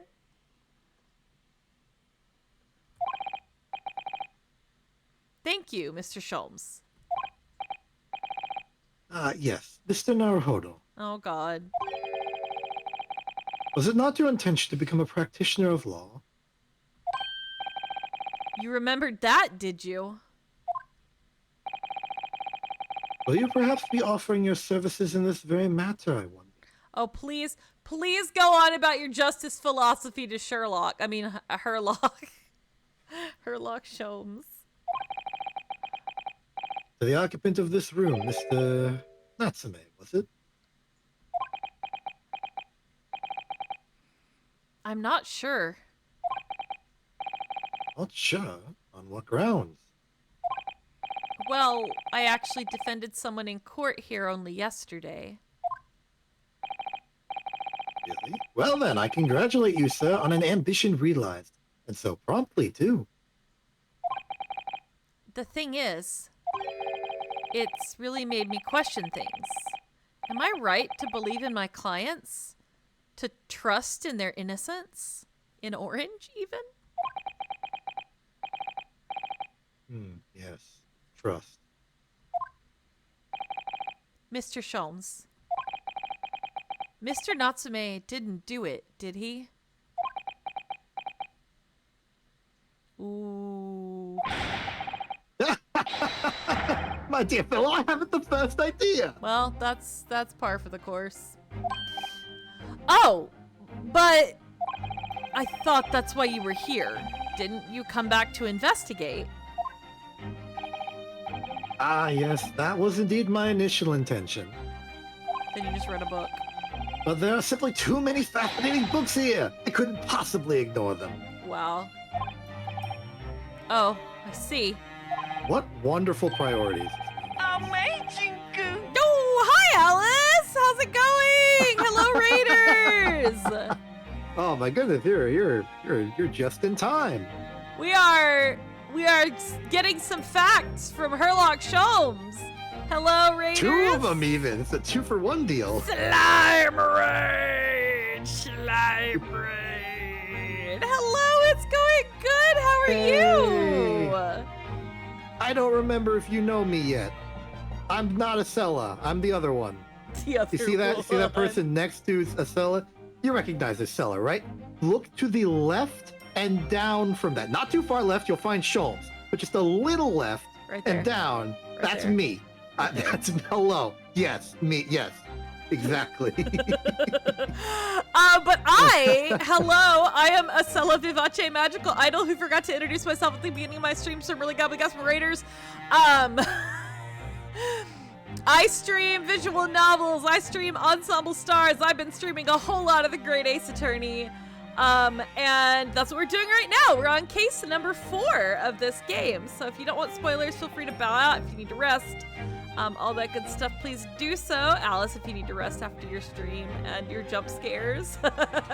And yes, the person you don't know is Exception. Yeah, I'm dedicated special guest for the Great Ace Attorney streams. I'm providing voices, Oscar-winning Performances. presentation of acting, and a lot of funny jokes sometimes. Yeah, and knowledge. Knowledge. Knowledge. Mostly about space, sometimes about math. We've been pretty good on the knowledge today. We talked a little about space, about some astronomical units on the ad break. And by the way, if you're not subbed to my channel, I'm very sorry, but you're missing the science corner on the ad breaks. And then I got on Wikipedia to look up Natsume Soseki. And then got on a fun tangent about Lafcadio Hearn. So we're doing great. Gotta love the Yakumas. We're doing great over here. Knowledge is good. Well, welcome in. Thank you so much Speaking of knowledge, there are 2 facts that I can state quite unequivocally. Thank you for trusting me with your viewers. I appreciate it so much. We're gonna jump back into this investigation. All right, 2 facts. The man who fled the scene of the crime 2 days ago was the Japanese occupant of this room. I mean, people are welcome to follow me. Yes. If you like what I do, feel free to give me a follow. I'm gonna give Alice a shout out. Actually, my cooldown is good. Whee! I can't type. I need to automate my shout outs so bad, but I'm not very smart. Go follow Alice. Thank you. Thank you. Alice is wonderful and a very kind and sweet person. Okay, I believe you. There are witnesses who swear to having seen the same man commit the crime. That is all I can say. How, like, hardcore would somebody have to go to frame him, like, and make people believe that's what they saw? Like, these witnesses are lying. We've got another case of the witnesses lying. That's just what's going on here. I've decided. Case closed. Ah, and one more thing. And one more thing. Okay, I'm scared. Oh, what is it, Mr. Sholmes? Tell us. I cannot say with any certainty whether or not this is of relevance to this case, but I am quite sure Oh, God. that the retired army man who owns this property is hiding something. Wow, he's told us 3 things. That's the bonus third. Mr. Garadeb is. Mr. Sholmes said as much before, actually, didn't he? Anyway, at present, that is really all that plays on my mind in relation to this case. He's gonna yeet himself out the non-window. Mr. Naruhodo. As yet, our investigations have uncovered nothing that could help establish Mr. Natsume's innocence. I can't tell what situation would be funnier, him failing or him succeeding. He just, like, Looney Tunes his way through the bricks. Just a shelf-shaped Little hole. hole where he's like the little running man. Yeah. Yeah. No, you're right. Perhaps it's time we probed a little deeper into Mr. Garadeb's secret. Ooh, let's go. Landlord's got something hidden on the 3rd floor. Just remember, I cannot be sure whether the landlord's secret will prove to be of relevance or not. Is this an actual warning? Like, he's like, don't go off on this wild goose chase, you hear? This may prove to be an utter waste of your time, but I wish you every success, of course, Mr. Naruhodo. Thanks. Oh, he just Man's went- trial is he just went tomorrow. for You it. gotta spend your time wisely. Go to the landlord and see if that Oh helps my you. God. A busy man indeed. He's gone back to his book in a corner of the room. Like, Well, Literally, is he Off in the we corner of go. the room again? He's back. Yep. Okay, cool. Then, onward, we move! Back to Mr. Garadeb's room, I guess. Are we talking to him again? Is that what we're supposed to go do? Yeah, we gotta interrogate him. We gotta get Uncovered that single light that hangs from the ceiling. Point the cannon at him. boy, Get him oh at cannon point. Boy, oh boy, Reveal oh the boy. truth. We got a sword on the wall, too. We could hold him hostage with a sword. And we Yeah, have I a think sword. We can arm Susato. Hold on. We can tag team this. Like, We got this. Give the rapier to Susato and shit. You pair again. Hello, Mr. Moonface. And Joan. Tell me, what's the detective chap? I forget his name. Still hard at work down there. Oh, yeah. Very hard. Mr. Herlock Sholmes. Yeah, this rings a vague bell. All that detective business isn't really my thing, I'm afraid. You doth protest He too took much, a sir. sip! He took a sip. I don't He remember if he's ever done that did. before. He finally took He a sip. sippied. Well, Mr. Sholmes is in his element down there. Jolly good show. Jolly good show. Jolly good show. Another cup of tea, if you please, Joan. We're about to get burnt. Now then, why don't you tell me what... For the umpteenth time, woman, will you watch what you're bad while doing? I shall be serving dinner shortly, sir. Yes, of course. Frightfully rude of me, but I'm afraid I shall have to ask you to take your leave. If you'd be so kind. Wow. Oh, yes, of course. I feel like the maid's trying to stage like a coup. I don't like this maid. She's up to something. We are deeply grateful for all your assistance. Not at all, not at all. Don't get much chance to talk with young foreigners like yourself. It's been a pleasure. Oh, he's not as racist as other people. Okay, interesting. He was in the army. You become unracist in the army, probably. Maybe. I think so, because on one hand, you travel the world, and two, you really can't be having, like, meaningless trifles in your regiment. If you're doing something, you need, like, good coordination, built-in trust. You just go and you do, and you trust that everybody's got your back.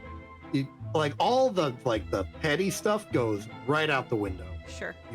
You do not survive if you are encumbered with it. That makes sense. Best of luck and all that. Perhaps you can see yourself out. I like this. Wow.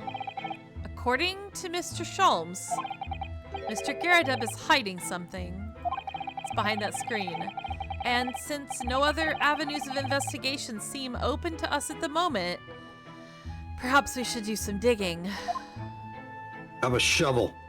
I'm gonna look behind this damn thing again. Oh, it's check marked again. Yeah, you should maybe like pan over. Maybe we can like sneak around it. Maybe. Oh my god. You did that on purpose. You bet I did. You did that on purpose. You did that on purpose. Hello, Sholmes. Why are you standing in the window? Ah. What's he doing over there? Mr. Sholmes? Oh, we meet again, my dear fellows. Do we? Good gracious, when did you sneak in here? Sherlock Sholmes, sir. At your service. At your service. Whatever were you doing over by the window? I am given to watching the evening sky as the sun sets, madam. Yet sadly, cheerful as the room downstairs undoubtedly is, it lacks an aperture for such observation. So I took the liberty of borrowing a small corner of space by the window up here. Well, then he got behind this this curtain thing screen. He got behind this screen and he knows what's behind it and he's gonna tell us. Please. Masterful gambit, sir. Please tell us what's behind it. Well,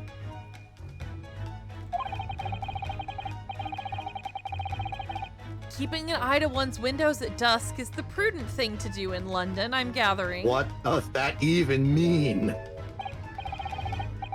And one other thing, Mr. Naruhodo. Might see a crime! Oh, me? I thought perhaps you might be in need In need? of a certain great detective's great mind. Oh my god, we're gonna do a deduction up in You here. bet your bippy we are. We're gonna do a freaking deduction up in here.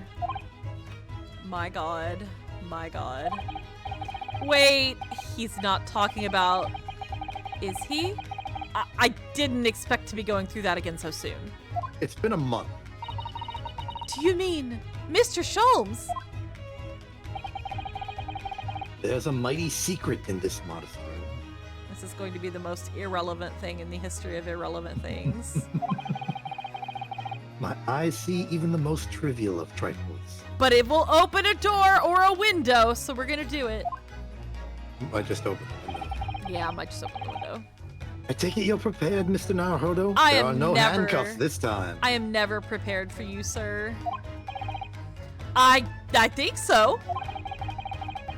There's just time enough for one of my greatly admired great deductions. Let us conclude the matter before dark. Oh god, I didn't look around enough. I'm screwed. Okay. Cool. Mr. Gerda. Though it would seem you are a military man of considerably distinguished service, your standing as a landlord is most certainly not what one might call first rate. Let's see. Hmm. Now you get to talk to yourself. Ah, frick. I'm afraid, sir, that it is all too clear to me. Oh god, what are you gonna accuse people of? There are two conclusions I have been able to draw by careful observation of your living arrangements. I beg your pardon? The first is that even as we speak, you are concealing the presence of a ferocious beast in your care. I... Huh? And the second is that as a result of the beast's violent rampage, you have lost something very dear to you. I see. He's about to get tea spilled on... I can't talk. Tea spilled on him again. There we go, words. Yeah, this time by Sholmes. Right? Mr. Naruhodo, Now look! I am the maid. The old man's broken out into a cold sweat. I'm to clean up this crime. Unbelievably, it seems like Mr. Sholmes' conclusions are both spot on. How? How could you possibly? How could I possibly know, you mean to inquire? The answer couldn't be simpler, sir. For in the dense jungle of logic and reasoning, I am the king of beasts! I'm sorry, what?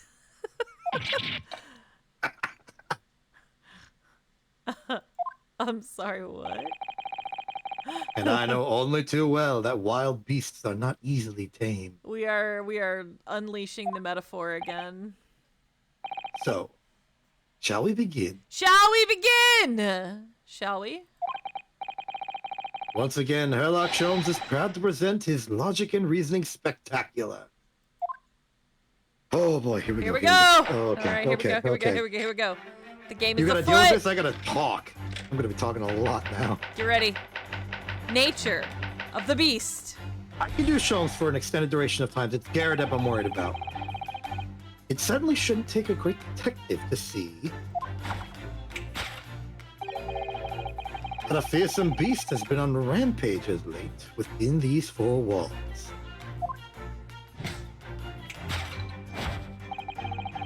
Thus, we are faced with the question, what form might this beast take?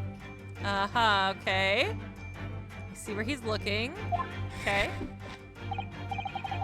Ah, for a man with a military breeding, your eyes are uncommonly candid.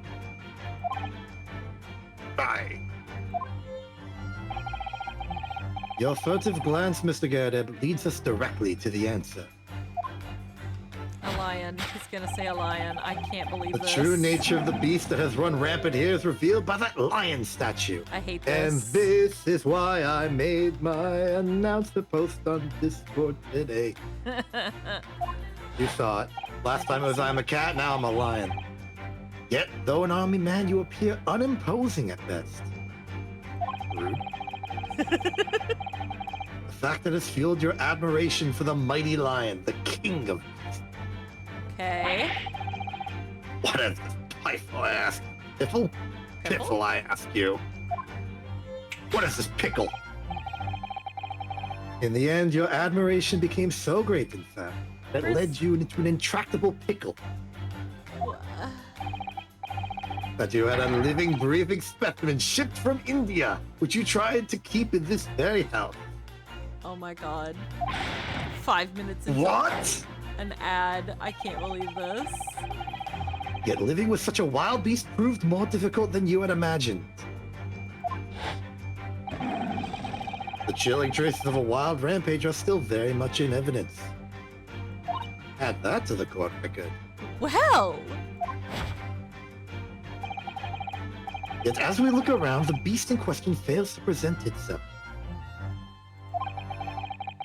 Where could this angry creature disappear to, madam? me? I pray you do not consider me unchivalrous, but it is plain to me with one glance in your direction. It is. Your dress pocket gives us a handsome clue as to the beast's current whereabouts. For protruding from it is a handbill advertising a circus show. Ah, Yes, you sought to dispose of this terrifying lion, Mr. Garrett. At Batty's Circus, I can't believe this. a traveling show currently sojourning in a nearby park. I have observed the tents. You sold the savage lion, sir, to the circus troupe. I can't believe this. I most certainly did not. I believe I have made my point. Mr. Gadeb, yaha. The fearsome beast which ran amok in this room was an Indian lion. Oh my god. And a simple visit to the circus now will reveal the lion prancing jubilantly through a ring of fire. Conclusion. A rampaging Asiatic lion, okay? Topic 2. Aftermath, okay? After the explosion. Now, Mr. Gadeb. It is plainly clear that you still have deep feelings for this formidable beast. Indeed, in that blithe pose, the distress this loss has caused you is veritably tangible. Your head weighs heavy on your shoulders, the pain you feel being revealed by that sporting arm. Amid fits of tears, you let your beloved beast go. The strain of losing something so dear to you is clearly visible in your visage. Visage? Visage. Nonsense, man. I simply... But what we must now ask ourselves is the true cause of this pain.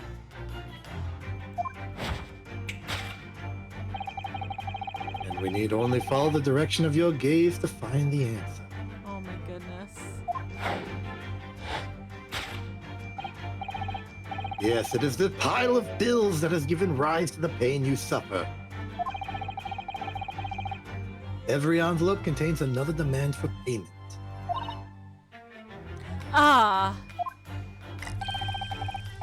For cartloads of meat, potatoes, wheat, and tea. Indeed, feeding your beloved has had a devastating impact on the financial circumstances of your household. And so you had no choice but to let it go. Yes, well,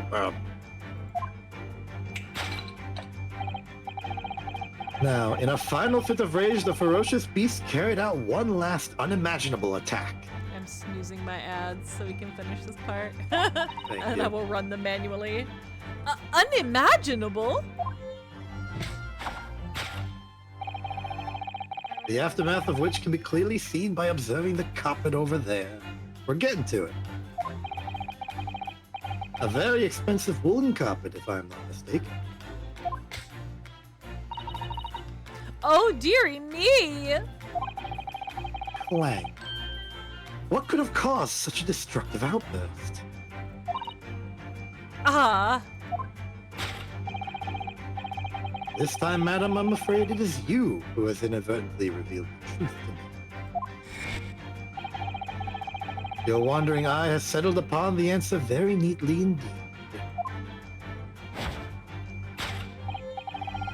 Yes, to explain the dire state of the carpet, we need only look at the Tower of Cakes. Ah! There's no creature more dangerous on this earth than a beast with an unsatiated appetite. Somebody was hangry. Was it or was it not once said by a certain noblewoman, if they have no bread, let them eat cake? Hmm? Food is at the heart of all tragedy, in fact. Whatever do you mean? Having tired of the taste of cake, the beast began to stalk its next prey.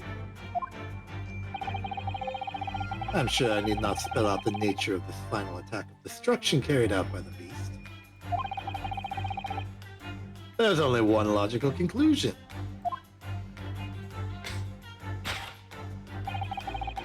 Worked into a frenzy by hunger, the lion attacked and ate the carpet. Wow. The teeth marks in the carpet are a perfect match with those of a lion I once saw in India. Oh boy, carpet not on by the starving lion. Case Alright. closed. Thus concludes Herlock Shelm's great deduction of this beastly puzzle. Alright, and we will hit an ad just for that. Let me just known real quick, because that needs a known. He needs a known. That needs a known. That's a certified knownment right there. No, sir. And it is ad time. We'll be right back. Yeah. Okay. Time for another little bit of space science trivia. Space. Not the actual name of this segment, but it's a little bit of a trivia here. We could name it. So, yeah, but we're not naming it that. I don't want to be restricted like that. Point is, I'm going to begin. Okay. We spoke a while ago about orbits, the different shapes, the conics and all that. There's circular, there's parabolic, and there's stuff. I want to speak about a very convenient thing about orbit ratios of speed. A circular orbit around anything is going to have a constant velocity in the direction of the orbit spin. But if you're a pioneering space program and want to send a rocket from, your parking orbit around Earth out into deep space, or at least mid-shallow space into like another planet, like Mars, like Venus, like any of the other planets, you need to convert that circular orbit into at least a parabolic orbit to get you to escape velocity. And there is something very convenient about escape velocity relative to a circular orbit. You can imagine that, like, to launch a rocket, go into space, get into that circular orbit, that'll take you some amount of fuel expenditure. The literal unit being measured is change in velocity. So let's say you have an orbit that is like, it's a circular orbit and it's like 10,000 meters per second. That's a bit extreme for Earth, but I just want a nice round number. The ratio of a circular orbit at some altitude to a parabolic orbit with its lowest point at some altitude is constant for any circular orbit you happen to be in. Doesn't matter what planet, doesn't matter what altitude the orbit is at. the ratio from that circular orbit to the parabolic orbit that you would launch yourself into from that is exactly the square root of 2. So if you have a circular orbit with a speed of 10,000 meters per second, again, an unnaturally high number for Earth, then to get to escape velocity, you would need to go up to the square root of 2 times 10,000 meters per second, which is, I don't know exactly, that would be 14,000 meters per second. Now, that's not to say you have to add on another 14,000. You only have to add on another 4,000. So, like, going from nothing to circle is, let's say, 100%. Going from nothing to escape velocity, then, by comparison, is just 140%.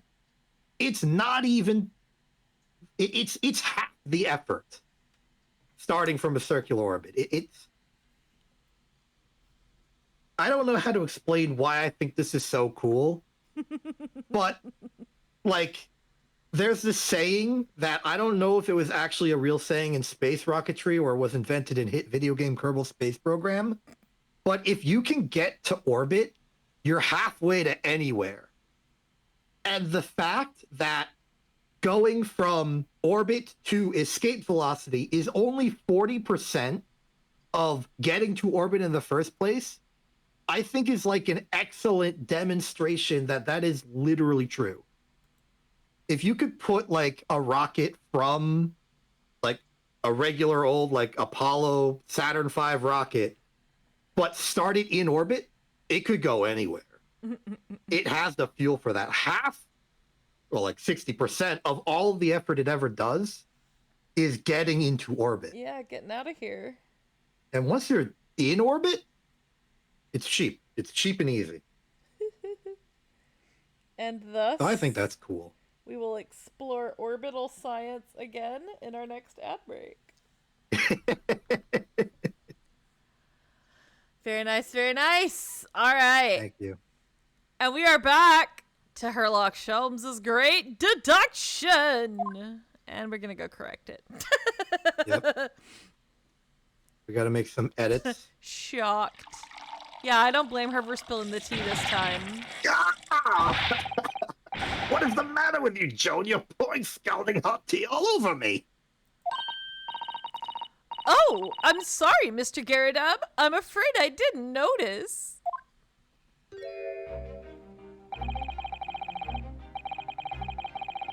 My deductions can be startlingly sharp. It stands to reason that your cup runneth over.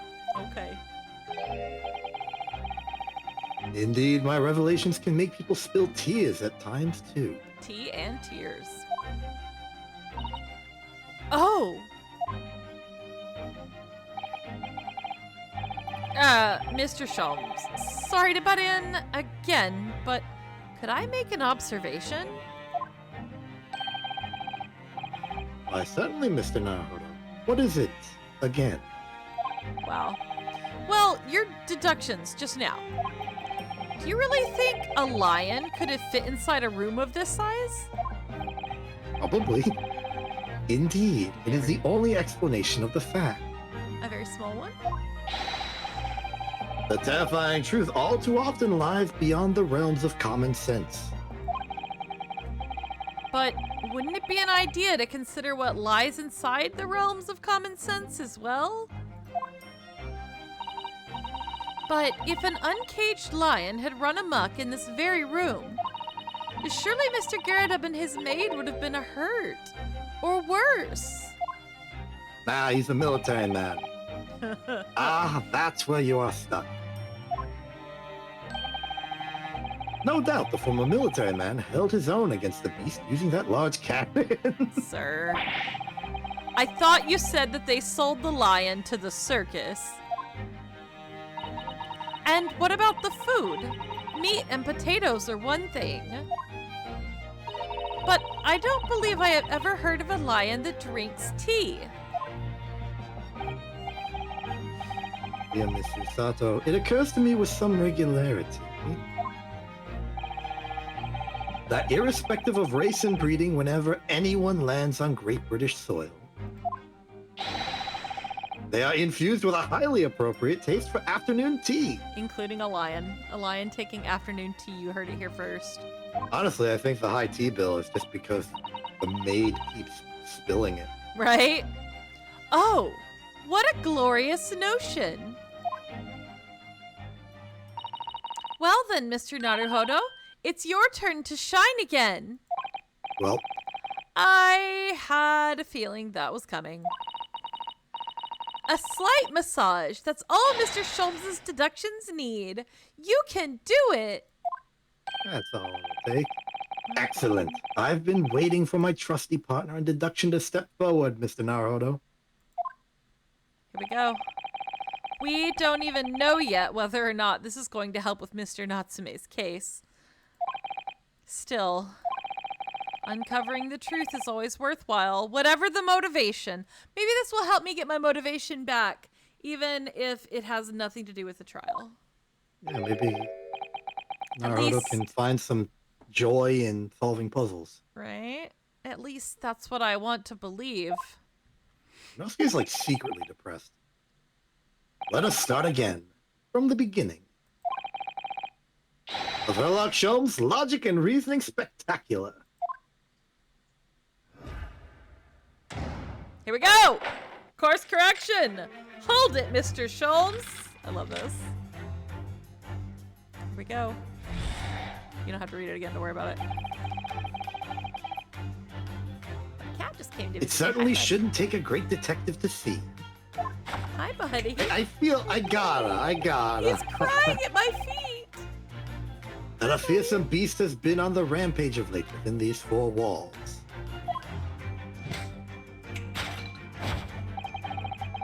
Thus, we are faced with the question, what form might this beast take? Oh, boy.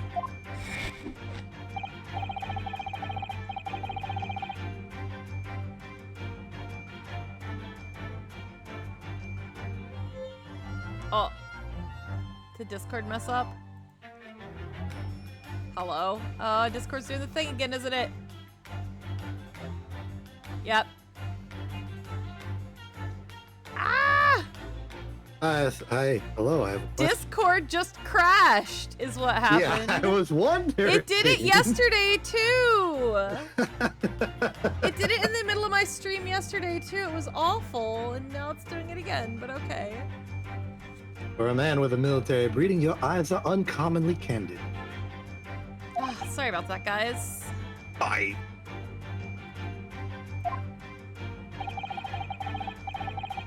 Your furtive glance, Mr. Garib, leads us directly to the answer. The true nature of the beast that has run rampant here is revealed by that lion statue. Alright. I really didn't see the lion thing coming. No, but if you observe Mr. Garadeb's reaction, it rather seems as though some beast did indeed run amok here in this room. Rather do be seeing that be the case, though. Hi, buddy. Yes, something with a very fierce nature. But it couldn't have been a lion transported from India. So what was it then? We must follow Mr. Garadeb's gaze. That will lead us to the true answer. Let's go. All right. A warning, a quality of life spoiler. Uh-huh. You are going to have to examine stuff, not simply present. Okay. Just letting you Just- know. They don't accidentally be wrong when you write. So I will examine this lion statue first. Yeah, sure, go ahead. Is there something behind it? Well, this is the lion statue that Mr. Sholmes picked out. Yes, I wonder. Perhaps if you did live with a lion, it would prove to be a rather sweet companion. Optimism. I think that's like a mouse trying to tell its family that the cat around the house is sweet. I suppose it is a bit of a flight of fancy, isn't it? Anyway, the beast we're looking for is something else. Let's have a good look around. Alright, now I know we can rotate the camera, so let's do that. Oh! Photograph frame. Let's take a look at it. What's this photograph? It appears to be from Mr. Garadeb's wedding. He looks very happy, doesn't he? He does, but you can't make out his bride. No, how unfortunate. Something must have struck the glass directly over the woman's face. I wonder what happened. Probably best not to delve too deeply there. Probably. Let's... The glass is broken, so you can't see the bride's face at all. But no amount of cracks could hide the woman's plump form. Hey. I think powerful would be kinder than plump, Mr. Naruhodo.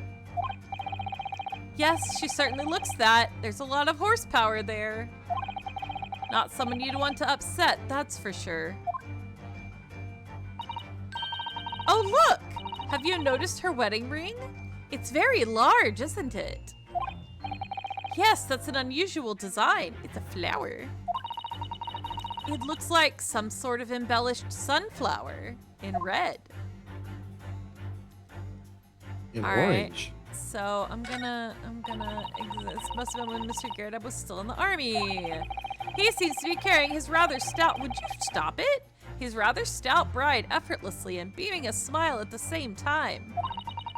I suppose he was very strong in his younger years. Hard to imagine now, he's as thin as a rake. I'm gonna present the newlywed bride. I think, methinks I have nothing else to present. If I go back and I look around some more, there's nothing really else that stands out. So it's gotta be something. The beast that has run rampant here is revealed by this photograph frame, right?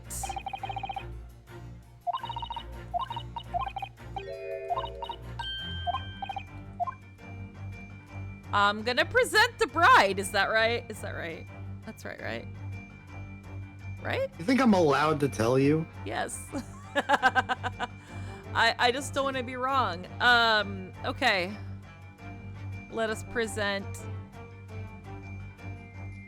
I mean, because we can't really present. Can we present the whole photo frame itself? We can. No, this is the quality of life spoiler I was trying to avoid you on. Do not present the frame.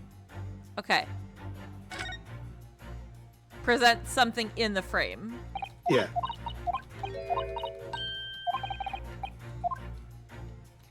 Well, I'm gonna present the bride. All right. That's where the cracks Bride are. time. Do what? It's Bride bride time? time. It is. Take that! Take that. Marriage.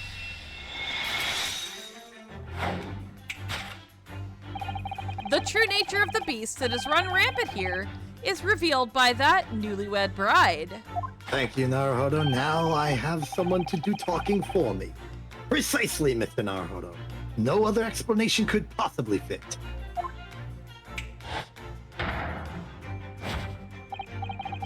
Yes, this frame print pictures your wife, Mr. Garadeb. And while we lament that the face, and while we lament the fact that her face is obscured, oh no, I've forgotten how to read. We can still make out her mighty arms and note the considerable horsepower they must contain.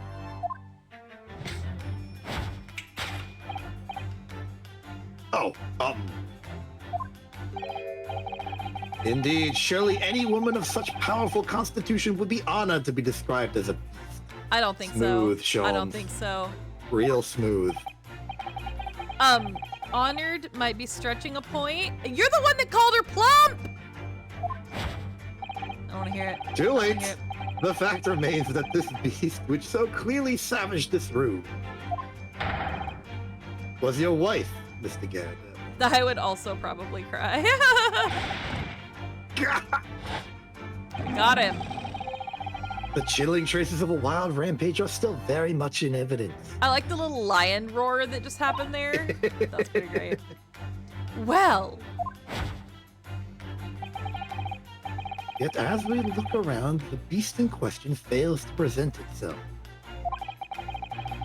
Where could this angry creature have disappeared to, madam?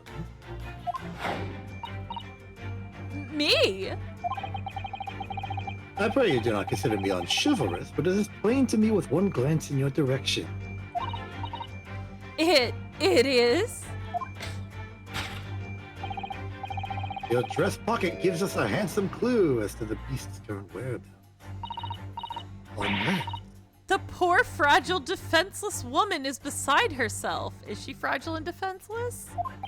she's poor. Well, I don't know about fragile. Oh dear. Anyway, Mr. Sholmes is quite right. There's no sign of a Mrs. Garadeb anywhere. But it seems there may be a clue as to her whereabouts. A clue that this maid is trying to hide. Spooky. I wonder where Mr. Garadeb's wife could be. Alright, so we can... Oh, they're a little like... What else we got? We can look at in the room here. Just the maid, huh?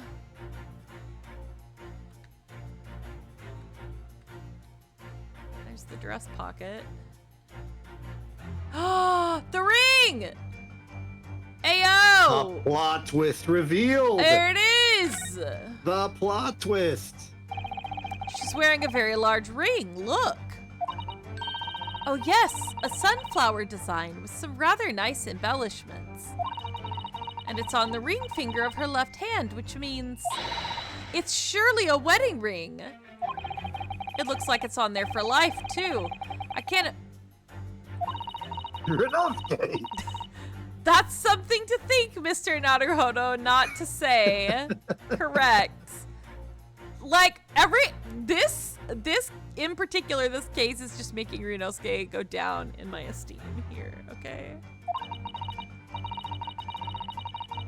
Do you know, Mr. Garadeb's wife in the photograph had a ring very much like this one.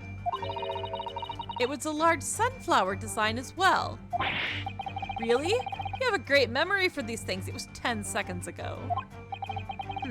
A large sunflower wedding ring. It's quite a coincidence that they have the same ring, isn't it? No. Fuck it, I'm presenting the ring. Wait, what's the question? Dress pocket? The whereabouts? Yeah, it's the ring. Take that! Take that.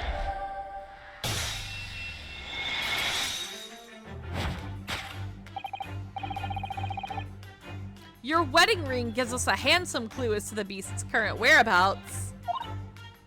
Ah! Indeed it does. That flowery band gleaming on your finger gives you away.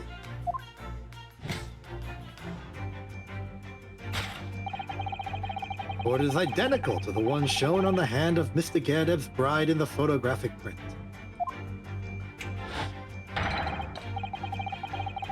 In other words, you are no ordinary household maid. Uh-oh. No. You are Mr. Garadeb's lucky bride. You are Mrs. Garadeb herself. Okay.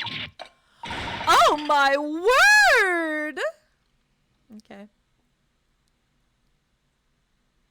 He's pretending to have a maid so he doesn't look poor. Well, jolly fine detecting, sir. As you rightly surmised, this is the wife. Yes, my Joe. Rather let herself go, you might say, but she was a ballet croaker. Bah! I would also pour hot tea on him. It would appear that you don't live in the most comfortable of circumstances. After all, you are a retired army man, yet you are in the business of renting out rooms.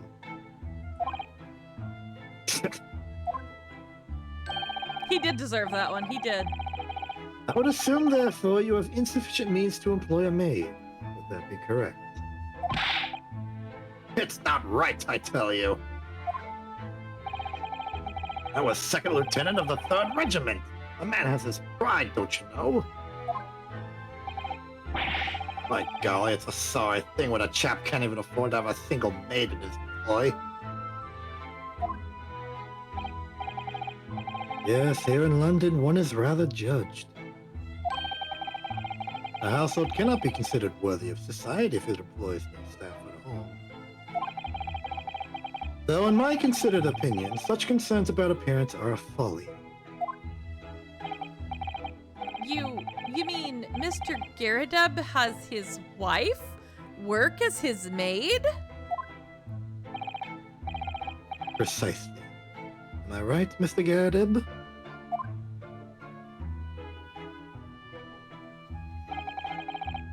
Only in company, obviously. But listen here. This must remain a secret. Pride goeth before a fall, bro. Nice one, Zen.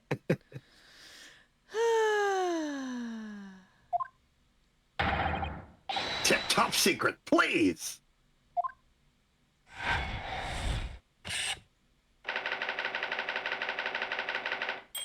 Oh, I get it. It's the Pride Alliance. Ah ha ha ha ha ha. Now, Mr. Garadeb, Here we go again. it is plainly clear that you still have deep feelings for this formidable beast.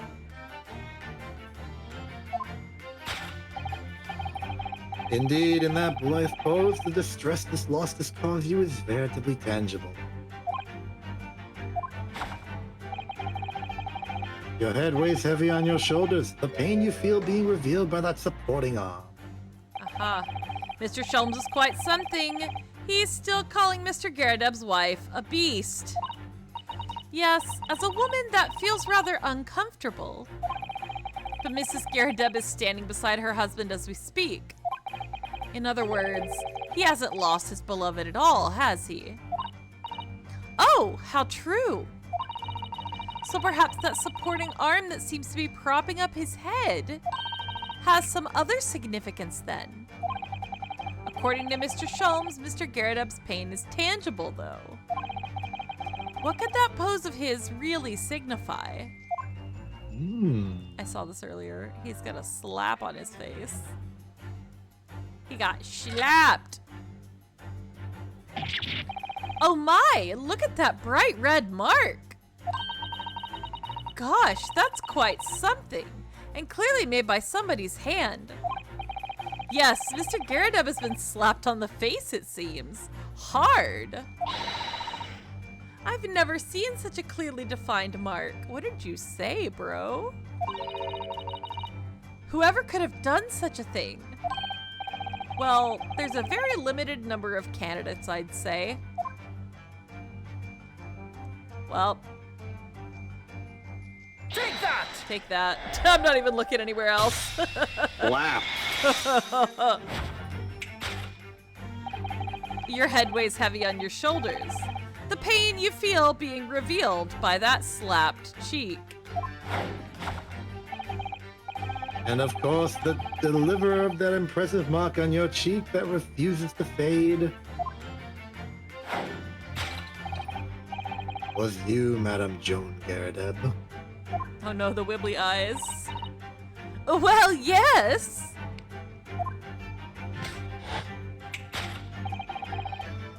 You have been desperate to hide that slap mark on your cheek, sir. Ah! I'm sure he deserved that one too, me too. How the blazes? How did you work that out, man? Oh, we got the front stare. He's looking right at us for the first time ever. Nothing escapes the notice of one trained in the art of observation, my dear fellow. That's why you haven't looked directly at us, even once. To keep your other side from view. Well,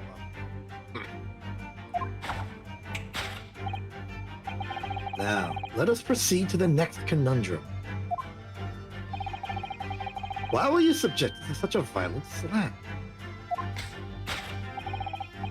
In other words, we must ask ourselves what caused Madame Garrett to fly into a rage. And we need only follow the direction of your gaze to find the answer. Yes, it's this pile of bills that has given rise to the pain you suffer. Didn't Mr. Sholmes say that the bills were all for lion fodder? Yes, but now we've established that the lion never existed. Which can only mean that the thing responsible for gobbling up all that you are... No. There we go. Mr. Naruhodo, she's a person, not a thing. Yes, well, you're bad at this, sir. She's also a person who gave her husband a mighty slap around the face that he probably deserved. One so hard that it left a perfect hand mark, in fact. Yes, why would a woman want to hit her husband with such force, I wonder? I'd love to know the answer to that question. Alright, so we gotta look around. There's the pile of bills, there's this bookmark. We can look at this bookmark. What does it say? Oh. Oh dear. Ah, someone must be reading this book at the moment. There's a bookmark here, look. Mr. Garrideb is clearly an avid reader. Oh, wait a minute. I don't think this is a bookmark. Oh no, so it isn't. It's a note written in a woman's hand. Oh, James, I love you. Yours, Mary. And look next to the signature here. Lip marks made with lipstick. Oh, what a passionate and romantic gesture. He's married? Don't get any ideas, Susato-san. Oh dear, I'm sorry. So this bookmark is actually a love note then. Well, that's a problem. Yep. We got the pile of bills, but who cares about that? Oh. Yeah, no, we got scandal up in here. We got broken plate. Like, I'm presenting this. Yo, present. Take that! I see. Yes, it is this love note that has given rise to the pain you suffer.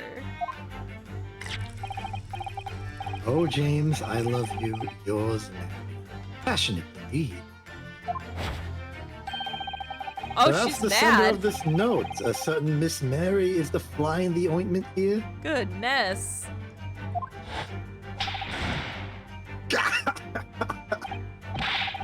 But I don't know the ballet woman.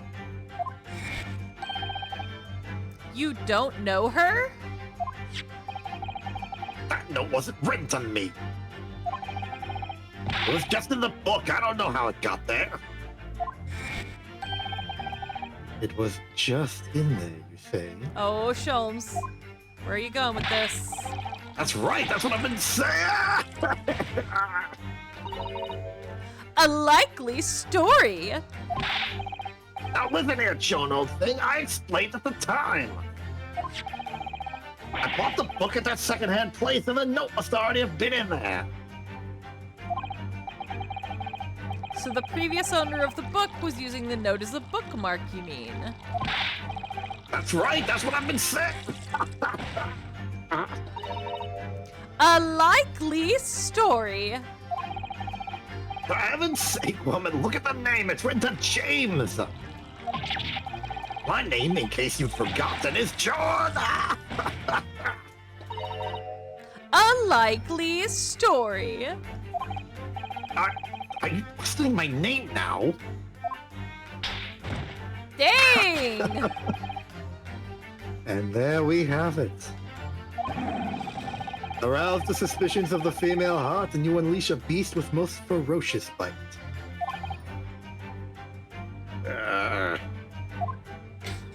I am unconscious. Never mind. Now, in a final fit of rage, the ferocious beast carried out one last unimaginable attack. I don't think she ate the carpet. Unimaginable. The aftermath of which can be clearly seen by observing the carpet over there. There is a candle. Maybe it was burned. A very expensive woolen carpet, if I am not mistaken. Oh, dearie me. What could have caused such a destructive outburst?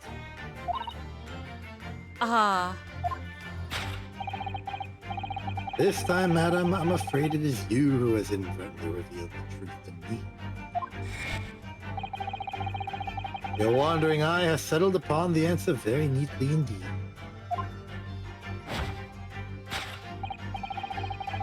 Yes, to explain the dire state of the carpet, we need only look at the Tower of Cakes. The Tower of Cakes. The Tower of Cakes. I want a Tower of Cakes. I also would like a Tower of Cakes. Oh, let's get one next week. Yeah, Next week we'll get yeah. a Tower of Cakes and split it. Yeah. We'll have a little tea during our It might be British ice cream adventure. cake. I like ice cream cake. was thinking about ice cream cakes yesterday. Yeah. They're so good. Yeah, let's so do ice cream good. cake. All right, ice cream Tower cake. of ice cream cake. Tower of Yeah. ice cream cake. Let's go. Let's do it. But surely Mrs. Garadeb didn't eat the carpet. No, of course not. But there doesn't seem to be any doubt that the state of disarray that this room is in is a result of her wild temper. No, that's true. So, this is the last part of Mr. Sholmes's deduction that we need to fix. We need only to follow Mrs. Garadeb's gaze, and that will tell us the real answer. All right, let's see what we can see. Yes! We looked over here. Now, granted, we can't, they won't let us go back down to the floor. Okay, thanks. You can rotate. Oh, we can't rotate. Because there's a candle on the floor. Let's look at the carpet. I just want to cover all my bases. The carpet here has been ripped to shreds. Yes, and according to Mr. Sholmes's deduction, the tears match those made by an Indian lion's teeth exactly. That's probably a lie. Oh, look here. What is it? If you look closely at the edge, you can see scorch marks. I was so right. Oh yes, so you can. In that case, perhaps the carpet wasn't eaten in the normal sense at all. Let's rethink this with that in mind. Which means blah blah blah blah blah candlestick. Ba-ba-ba-da-ba. This looks like a very old candlestick, doesn't it? We've already looked at it. The base looks too small. Surely it's very unstable. Oh, it does, doesn't it? It looks to me like even the slightest knock would make it topple over. Oh dear, that would be dangerous. Wait, take a closer look at this. There's one candle missing. Yes, I didn't notice that before. Why is that, I wonder? Why is one candle of the 3 missing from its holder?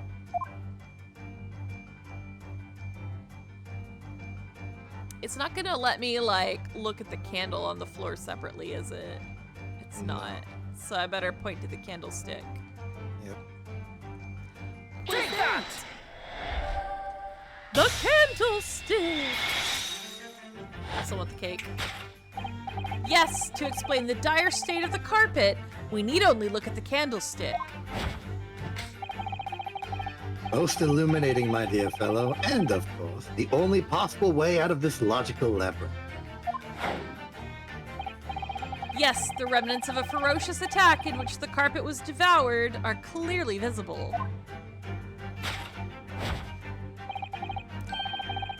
Indeed they are. The scorch marks at the edge clearly give the truth away. Scorch marks? It would appear that this room was at the scene of a little marital altercation. Uh-oh. Mrs. Garadeb's mighty arm muscles left an impression not only on her husband's face, but on the But on the entire room. The force of her strike caused the candle to fall from the holder. And in seconds, the carpet was alight, and the whole corner of the room in flames. Oh, there's more burnt stuff behind it, too. Look at that.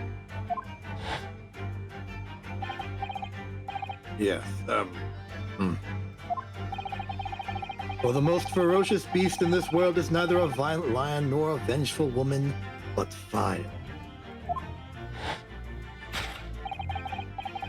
And in this room, that ferocious beast bared its claws and ran amok. Eloquently put, my dear Philip.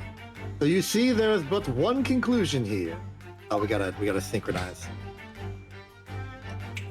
We're gonna go 3, 2, 1, build it. 3, 2, 1. After the sparks of marital discord flew, this room was the scene of a fire.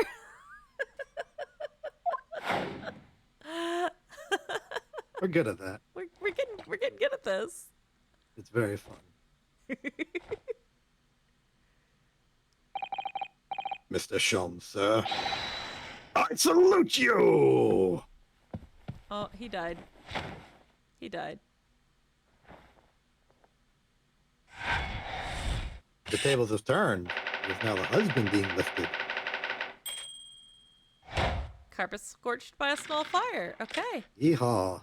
Did it! Deduction complete. Elementary. Okay, so now we have to sit back here and wonder what the heck any of this had to do with freaking Natsume's stabbing case? Right?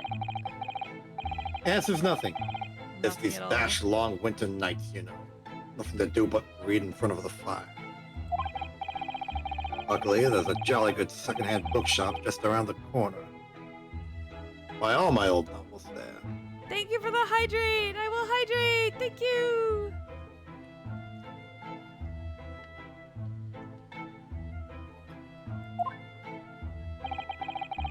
And in the pages of one particular novel, you discovered some rather illicit material? Good night, Alice. Thank you for stopping by. Thank you for the raid. Have a good night. Bye. Also, good hello. sleep. Nice to meet you.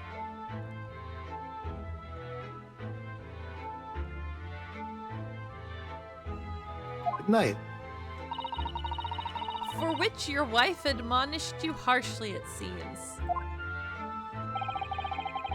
Don't know about admonished. Demolished might be rather closer to the mark.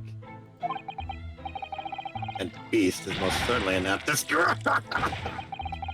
Here we go again.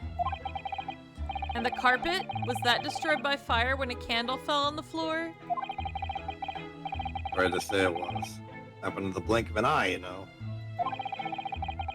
The whole place filled with smoke. Couldn't see a bally thing. I was caught between the old Styx rage and the raging flames. Be nice to your wife. Jeez. You paint a torrid picture, sir. One that would have been most entertaining. That's sympathy for you. Didn't take long for the fire to spread, of course. Bally furniture started going up as well. We've had to hide the mess behind that screen for the time being. Over here, Mr. Garadeb. Well, you have nothing more to hide now, if you'll allow me.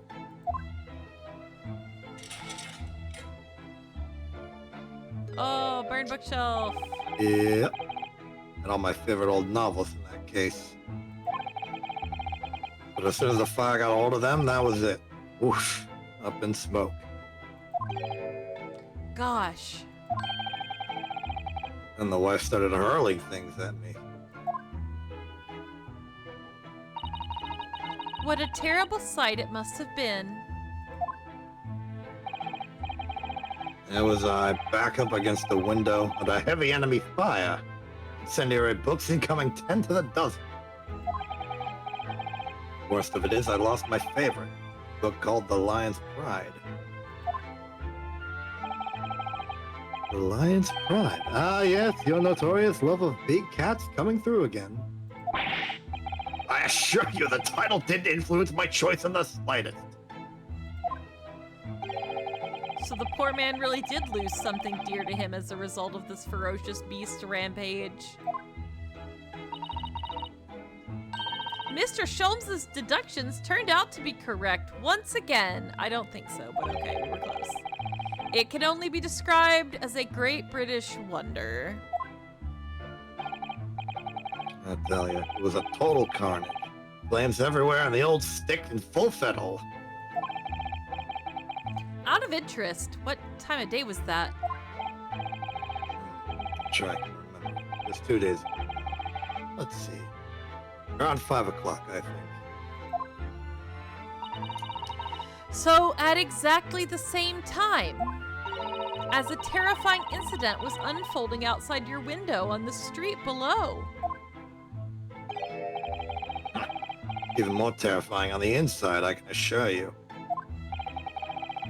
The whole blighty could have been flattened outside my window at that moment. And I wouldn't have noticed a dashed thing. Oh, really?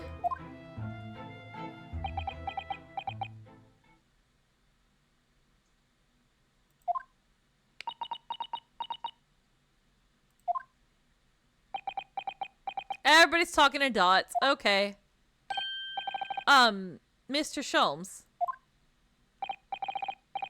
Yes, Mr. Naruhodo? What can I do for you? Well, I think we've got to the bottom of Mr. Garadeb's situation now. But what does it have to do with Mr. Natsume's circumstances? I can't help you there, I'm afraid. What? My dear fellow, if you recall, I did say as much from the outset. You did, but... I warned you that although I knew the retired army man to be hiding something, I could not be sure whether his secret would prove to be of relevance or not. I just knew you were going to say that. Good grief. Now, Mr. Naruhodo, you mustn't lose heart. Bear in mind, all things fall into one of only two categories. Those relevant to the case, and those not. That makes no sense to me. Well, no matter. He's just gonna gloss right over that. Cool. It is of far greater importance that you make up your mind now. Sorry? Visiting hours at the prison will soon be over. Oh no. Is it that time already? If we're to accept Mr. Natsume's case, we have official paperwork to attend to. Oh, we're thinking in dots again, too. So that's it. No more time to think. Perhaps you'd like to betake yourselves to bidding us farewell now. I must prepare supper for Mr. Garadeb. Oh yes. I'm so sorry. Thank you both very much for your time. Soseki-san will be waiting for us. And I'm going to have to give him an answer. Move. Back to the prison. Back to the prison. It's the moment of choice. Oh boy. Let's see how this goes. Oh, we've been stopped outside. Oh, we sure have. By plot. My goodness. We've been... Oh, frick. I'm going to have to make choices now that will ripple through history. Uh-oh. Oh, no. Oh. Uh-oh. Hold Are on. you I have to. You can take this. I'll think in solitude. In solitude. All right. I'll let you think. Okay.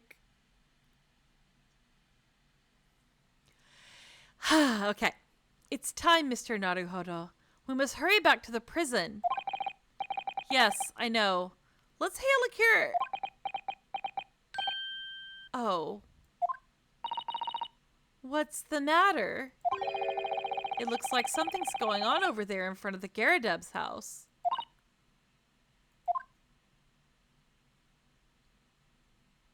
I'm sorry, what? I know thee not, old man. Fall to thy prayers. I'm sorry, what? I'm sorry, what? Hold on. We need to have a talk about this. I'm sorry, what? I'm Problem? so sorry, what? Oh, I loved him in Hamilton. Me too, Zen. Me too. Do you think this is a problem? This is... I also loved him in Hamilton. Let's be real here. This is... I loved him in Hamlet. In Hamlet! Oh my god. I hate everyone in this bar. Okay. Who are you calling an old man, you rum-looking nimny-pimney? I'm sorry, what is going on? There are more things in heaven and earth, Horatio, than are dreamt of in your philosophy. You're quoting Shakespeare. Okay. Who's this Horatio fella, eh? What are you on about? Excuse me? What the? Who are you now? I'm sorry, it just looked as though there might be some problem here, and we're gonna butt in. And my associate here, Mr. Ryunosuke Naruhodo, is a lawyer, you see. Lawyer? What? If I can be of any assistance, I'd be happy to help. Even though I'm running late to talk to a guy at the prison because I gotta represent him in a case tomorrow. Anyway, if I can be any, but I'm from Japan, but I've studied English law. Fine. I'll be on my way for today, but you mock my words. This ain't over yet. Oh, what's with the posing? What's with the posing? What's with the JoJo He's doing pose? the crunch. What's with the JoJo pose? Get thee to a nunnery. Get thee to a nunnery. Directly. Do I look like a bloomin' nun to you? What is this? What is going on? Oh my god. I do hope you're not injured. Oh, fair Eastern maiden, thou art so gentle. Thank you. What was that all about? There are more things in heaven and earth, Horatio, than are dreamt of in your philosophy. I'm not Horatio either. Forgive the inquiry, sir, but are you a lodger here in the Garadeb residence? Oh, fair Eastern maiden, thou art so right. Yes, I do dwell in this humble abode. Oh. He's the ground floor guy. Mr. Garadeb mentioned that he had another lodger, didn't he? This must be the man. With his face just going 8D the entire time. Do you happen to know the other lodger who lives on the first floor? Yes, a gentleman named Natsume. Oh, more worthy a polemist in my battle of words ne'er could there be. Sorry, battle, did you say? Who is the stronger, Hamlet or Macbeth? Mr. Natsume and I sparred long into the night. That's kind of cute, actually. I see. I don't fully understand, but it seems Mr. Natsume and this gentleman are acquaintances at least. Oh, fair maiden, so good gentlemen. I can tarry here no longer. Fare thee well. And he's gone. Okay, that's great. I didn't really understand him, but I think he's returned to his room. It seems he's unaware of what's happened to Mr. Natsume, so he can't really help us. With Soseki-san and that man as lodgers, the Garadeb house is certainly full of eccentrics. Why the heck has this investigation phase turned out to be the most nothing thing ever? Right? We've met like 4 characters who will have 0 relevance ever again, probably. Oh my god, probably. Anyway, I'll go and find a carriage. Off we go. Yes, I'm sure Mr. Natsume is eagerly awaiting our return or having a nervous breakdown. Let's hope we can get to the prison before visiting hours are over, after we got sidetracked by Shakespeare. Oh, he's tweaking a bit, but he's there. No, I have to do his voice again. No. Do you need a moment? Yes. Okay, I'll give you a moment. I have like somebody inundating me with messages, so I'm gonna go check it real quick. Why do I have so many Okay, messages? moment over. Moment over. Okay, let me check these messages. Nothing quick. can truly prepare you for Souseki Natsume.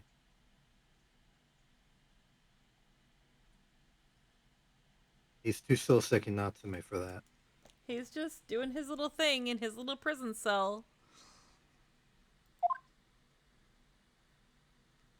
Just kind of wigging out on his own, having a nervous breakdown at all times. Look, he's just saying dots first. That's fine, right? Oh, nope, there he goes. Oh, it's you. You're here. You came. Locum student Mr. Naruto Esquire. I can't believe you came back. I'm so touched. We are so sorry to have kept you waiting, Mr. Natsume. Oh, no. Nothing of it. Relax. If I were a cat, I would purr with pleasure at the company of such fine compatriots. Noble nurture, never failing deep beneath. Oh, now let's not get carried away. Oh, I quite agree. There is nothing more reassuring than the familiarity of one's native land. I'm terrified. On the other hand, Oh, God. it is through friendship transcending international borders that one truly appreciates the fact. You just show up! You just materialize! I'm sorry, I'm fine. Such is my belief, at least. You're giving this man a nervous breakdown! Go away! It's you! The miserable rotten spotty headlock show! Hairlock Sholmes! Mr. Sholmes, what are you doing here? I have no intention of doing anything per se, save observing, of course. Whatever do you mean, Mr. Sholmes? Well, having encountered some curious reading material in that gloomful room, Gloomful, that's a good word. and having unmasked the secret identity of that eccentric pair, I decided I should drop in on my way home to see how our divested friend is faring. Gloomful room? At least your accommodation here offers a window, my dear fellow. In that sense, it is the superior option. Is it? Anyway, I must commend you on your taste in books. My day has been a delight and cost me not a penny. Ah, you! How dare you! Lock Sholmes! Good grief. Good grief. He's losing it. He's losing it. Ugh. I've had it. I'm through. I'm at the end of my rope. I should never have come to Great Britain. It was a terrible mistake. Haunted by spirits in those accursed lodgings. No doubt my luck will be cursed at tomorrow's trial as well. My whole life has been damned! Don't look at me! What are you thinking, Mr. Naruhodo?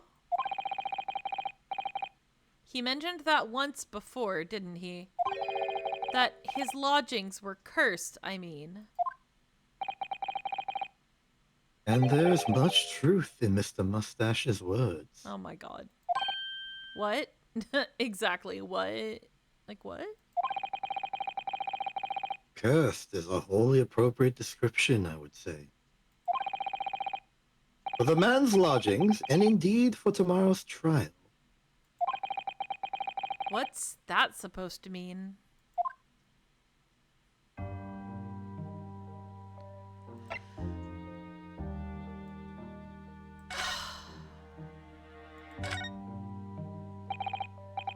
Mr. Natsume, what did you mean by what you said just now?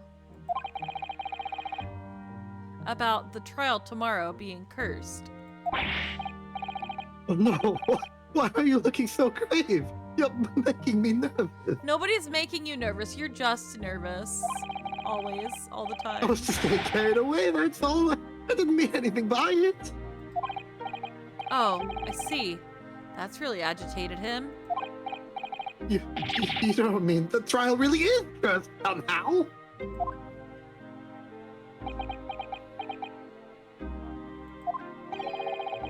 Are you referring to the prosecutor? The Reaper of the Bailey. The Reaper? Oh no, what do you mean? Oh god. Oh, we've done it now. Please tell me, summarize it succinctly in 16 salient words. No defendant has ever survived a trial in which the Reaper stands for the prosecution. Ever. Oh my goodness, can it really be true? That was 16 words exactly. I did my best. I did my best. Yesterday, Mr. Naruhodo successfully defended someone against the Reaper. But then, after the trial was over, the defendant passed away in unusual circumstances. I'm gonna assume you were saying perfect to my performance there, in which case, thank you very much. But that is me being greedy. I think you're probably right. Okay, good, I good. think you're probably right. That was a perfect performance, indeed. Mr. McGilded. What?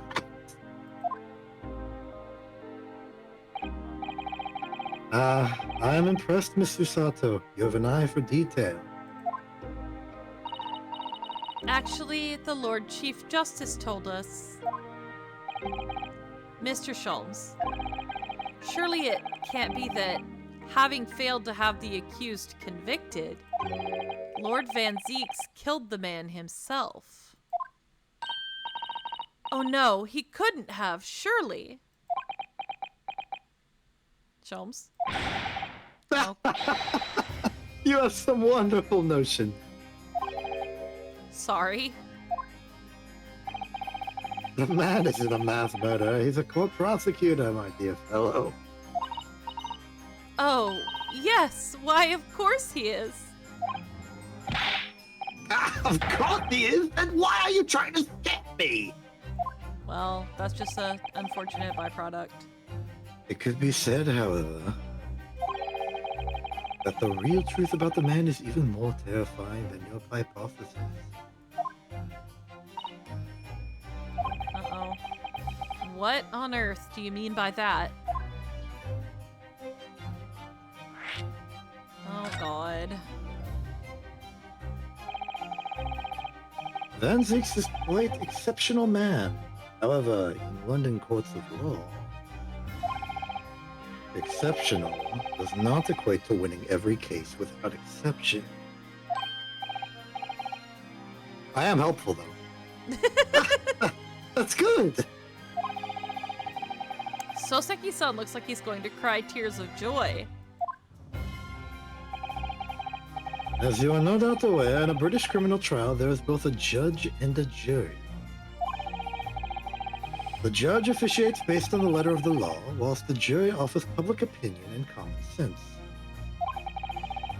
It is an excellent system whereby the defendant's guilt is considered from several points of view. However, public opinion in particular is somewhat easily manipulated. Right. Criminals and corrupt One word. lawyers, for that matter, can use it to their advantage. By any means at their disposal, contriving evidence, calling imposters as witnesses, and so on. By such underhanded means, those who would want to are able to sway the jury. Which means that even in the light of irrefutable evidence, the prosecution can fail. But it means the wrong verdict can be passed. And sadly is from time to time, my dear madam. It is simply the reality of the situation. And that's the orange all right. reality. The orange Not to be reality. confused with the red reality. Hit SCP article. However, An ad in 1 those minute. indicted... Oh no, I'll go faster. Those indicted by Lord Van Zeeks cannot escape justice. Their fate is sealed. Oh my. Though the adjudication may see them leave the courtroom with their freedom, within months they all disappear. It is most striking. Disappear? But how? Ah, by all manner of misfortune, sir. Perhaps they are trampled under a passing carriage. Perhaps they fall into the Thames and drown. Perhaps they are suddenly overcome by a raging fever, or perhaps attacked by a highwind. Highwayman. Or struck with an ad. Yeah, ad. We'll let the ad run. It's fine. Perhaps they were struck with an advertisement of some sort. Ad, not an ad. Okay, so I'm gonna do another little bit of science. Nothing too extreme, nothing too wild. I'm just gonna talk about like the Oberth effect. So if you imagine, let's go to the zero gravity, just floating in space option. If you're going in a direction, but you're going in a straight line, but you're going in the wrong straight line, like there's actually something a bit off to the left that you're trying to get to eventually, like it's like several miles forward, but like 12 feet to the right. If you go in a straight line, you're gonna miss it. So you gotta spend fuel to change your direction at some point. And this might make sense to you, but the earlier you do it, the earlier you make that, you can imagine it as a tilt in the direction of the line you're going. If you make that tilt far away from your target, then it doesn't have to tilt that far. So doing a change in direction as early as possible, in the case of a straight line, is the best possible, most fuel efficient option to do. Just that easy. For orbits, it's not as simple, because you're not going in a straight line, you're going in an ellipse or a parabola or whatever. And for some of that, the logic of being as far away from as possible does kind of help. But at least for like the effect of change that you can make, what you really want is to be as close to the planet you're orbiting as possible. This is called the Oberth effect, or at least something related to it is called the Oberth effect. I'm not talking the exact thing because I don't care. When you're closer to a thing that has high gravity, you have a higher speed because you're flying past it at your closest approach. It's pulling you stronger because you're closer to it, so you obviously got pulled towards it fast, and they're flinging by it fast. So you're at your fastest point. But a subtle change there will cause the opposite end of your orbit to change wildly. A little puff of energy can make a big difference down the line. And you can kind of think of this in terms of the circle to parabolas, the square root of 2 of nothing to circle. Extreme changes at the high end of your orbit can be done very easily with small amount of changes at the low end of your orbit.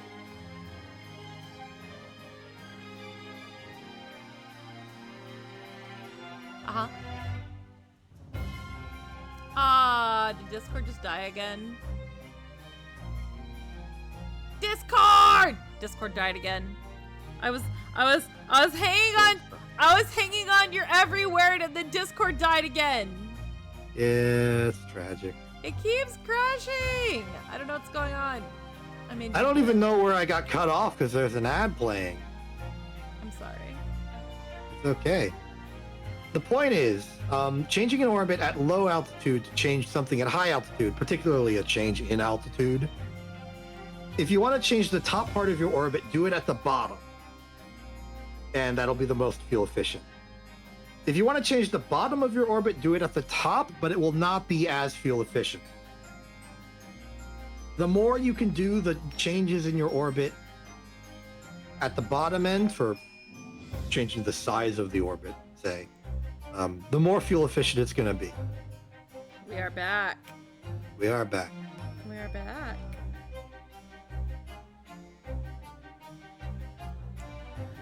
Woo! Okay. I'm sorry that Discord does not like doing things. I may need to like restart my computer again or We something. need to get a better computer. Money? May need. Oh, hey, everyone in the chat right now, if you want an incentive, you want these streams to have less technical stuff, subscribe to Ascella Vivace on Twitch.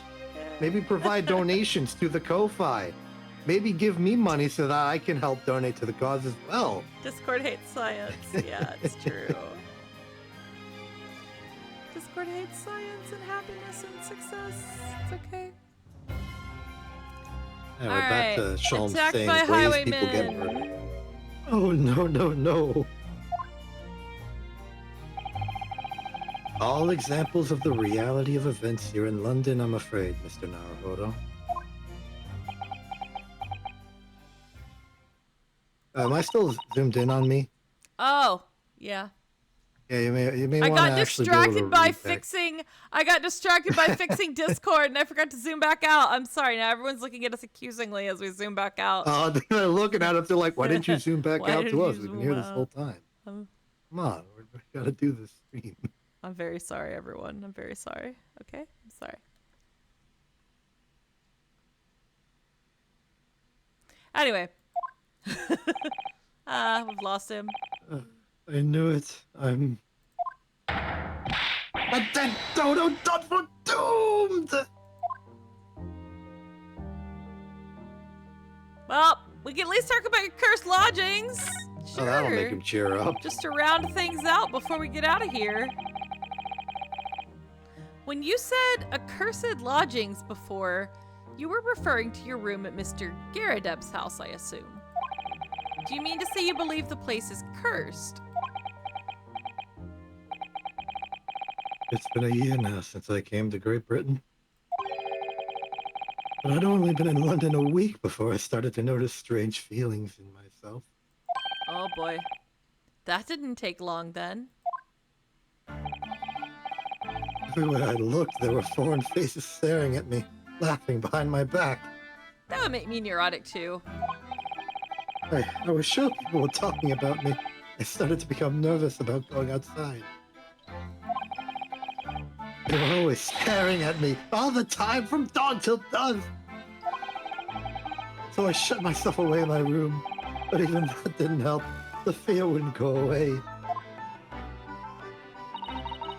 You must have been very lonely, having been away from your homeland for such a long time.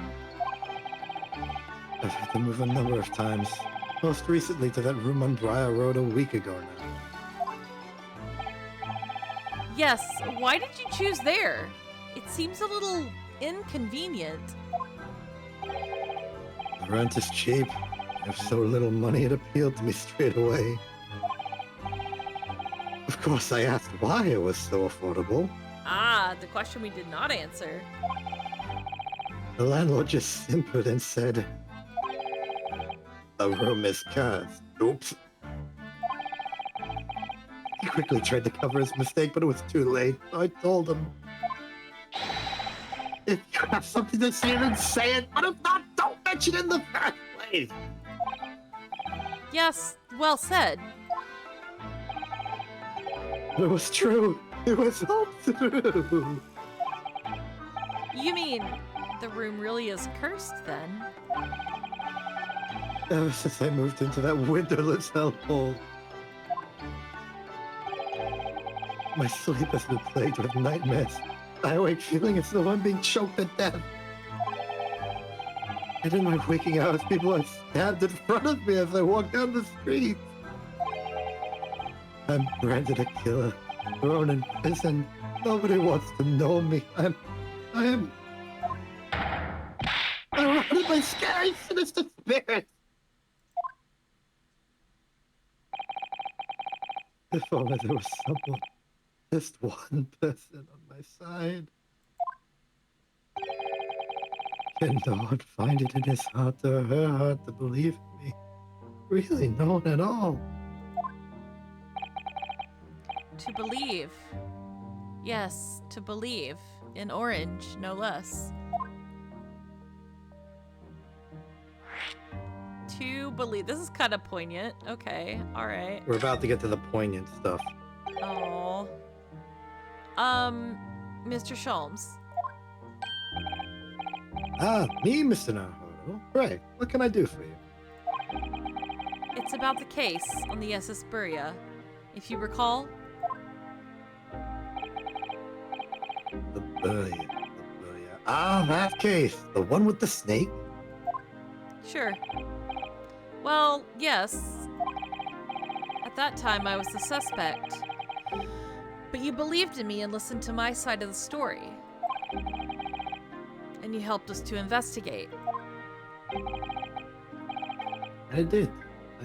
Interesting. What I want to know is, why? Why did you believe me? I see, yes. You mean...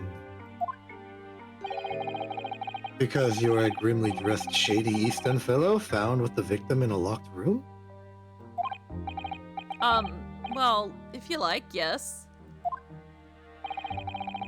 I'm a little surprised that the answer requires explanation, my dear fellow. It's quite simple, really. You said I didn't do it. But I could have been lying. Surely you must have had your doubts. You must have suspected me a little.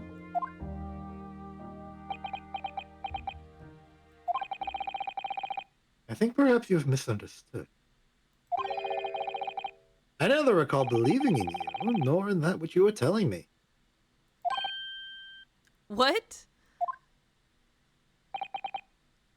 You see, the only things I believe in are those I choose to believe in. Oh, okay. What do you mean, Mr. Sholmes? Isn't actually like good line from me. I make up my own mind about what is to be believed and what is not. If I should like to believe in something, I do. The circumstances can hang, as far as I'm concerned. But I could have betrayed your trust. In that case, I should have made an elementary error of judgment, nothing more. Betrayal of trust is an overused excuse, in my opinion. Meaning? Whether or not one should trust another is, in the final analysis, down to oneself. It is a matter of whether or not one can trust oneself. Yes, he's right. He's right. Welcome, student Mr. Naruto Esquire. Whether or not I can believe myself. Ah! No! No! Ah! Ah! It's fine. It's fine. I'm fine. It's fine. I'm fine. A defense lawyer is only as good as his faith in his client. And that comes down to how much faith he has in himself. No! I'm gonna cry. You were so right, Kazuma.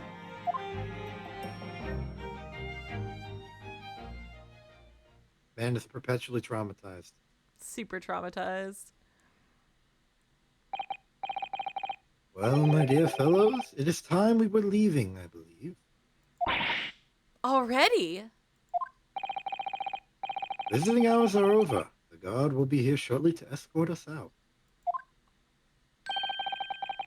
There's a restaurant near here that serves excellent trout. Would you care to join me? I want Not you. trout. Not you, prison man. Oh dear. There's never enough time, is there?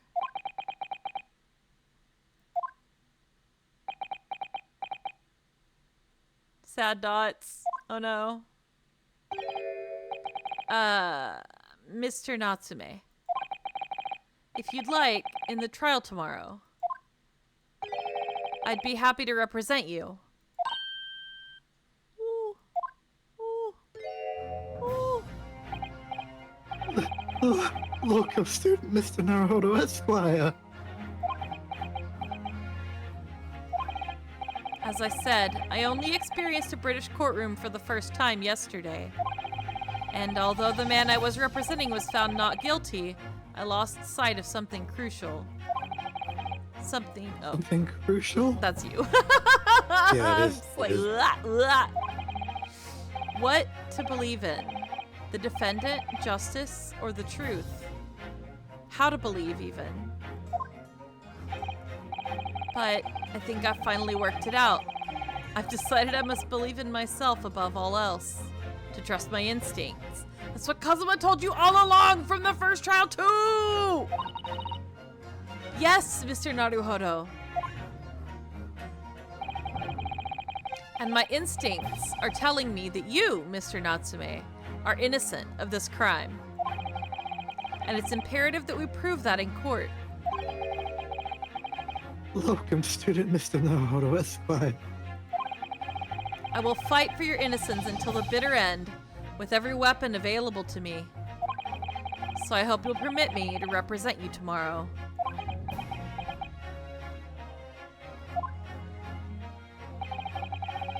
As I said when we first met,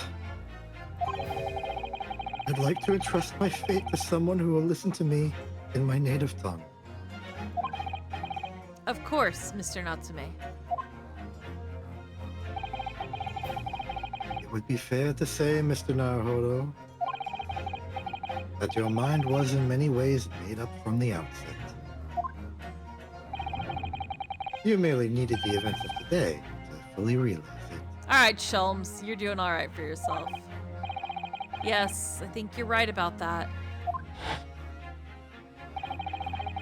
It's been a roundabout journey, but I got there in the end.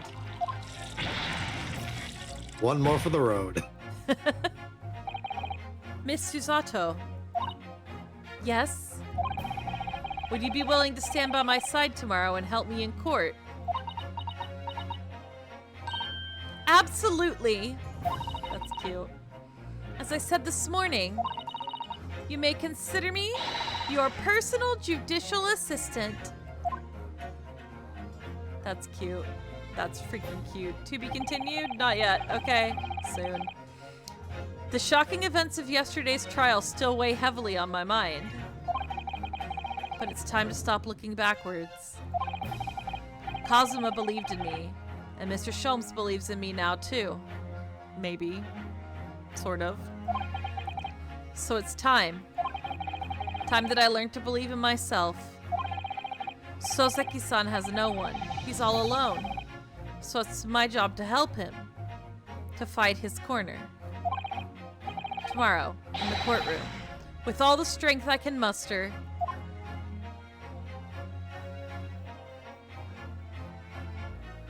Whee! We did it! We win! To be Yay! continued. Good stopping point. You will continue. Let's save that Next time. progress. All right, cool. Yes. Things should be back to normal schedule-wise. Yeah, we should be back to normal next week. There may be some disruptions in July because of some convention obligations I have. And But we'll this see. is okay. I'll also put a little bit of a warning here. There's no consistent reason for this, but I am cursed personally That's fair. to experience major schedule disruptions in the month of August. I've christened it the August inconvenience. The August inconvenience. I like that. And though I don't know for certain, there are ominous loomings on the horizon that it is beginning to manifest. So, be warned. Yeah, July and August may be a little silly. That's just how it goes. It's my convention season, so it's always crazy for me, and I'm trying to, like, finish outfits and stuff like constantly, which I've got like 3 to work on right now. So yeah, working hard. But that I guess will do it for today. Yeah. Any parting words, any wisdom for us before we head out? I'm gonna check and see if there's anybody I can raid. I don't know who's online. I don't know. I didn't come here with anything particularly meaningful, poignant prepared. I guess I'll just sort of mimic the knowledge we've learned, the moral lesson of today's stream. Believe in yourself. Yeah. It's kind of fundamental in believing anything else. Yeah. It's like the first step. If you want to believe in something, you got to believe that you should believe in it. So you got to believe in yourself first. It's like a fundamental skill. Why are you believing in anything else if you can't believe in yourself? So believe in you. Definitely. When everything seems like you're gonna have to pardon me, I just have to do this to exit.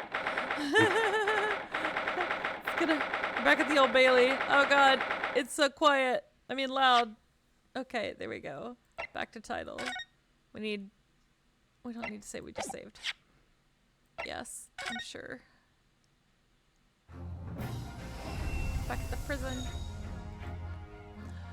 I agree though. I mean, I think like it's kind of ironic. This is on a personal level, but I was kind of like not on my VTuber related shenanigans, but I was kind of posting on my personal Instagram earlier about like a self-doubt thing that I've been kind of mulling over. So it's very timely, this message, I think. And we do love a good timely message up in here, so yeah. Very nice, very nice. Well, hold on, let me look at something real quick. I'm seeing about, I've got somebody in mind to raid, but I want to see how long they've been streaming, so give me just a minute. Give me just a minute. Woo.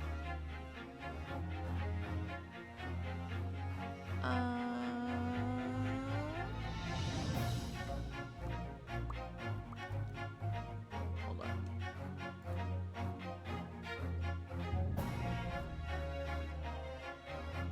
How long has this person been streaming? Only 2 hours.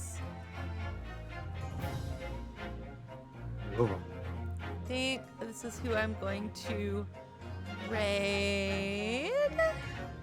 I've not raided this person before, so let me just wait until the ad is done and just go over here, close this. I'm just checking to make sure the content is, oh, it's a collab, okay. I don't know anything about this game. Ghost Watchers seems spoopy. You ready for some spook? We had haunted lodgings, now haunted everything else. Everything else, exactly. Yeah. Yeah.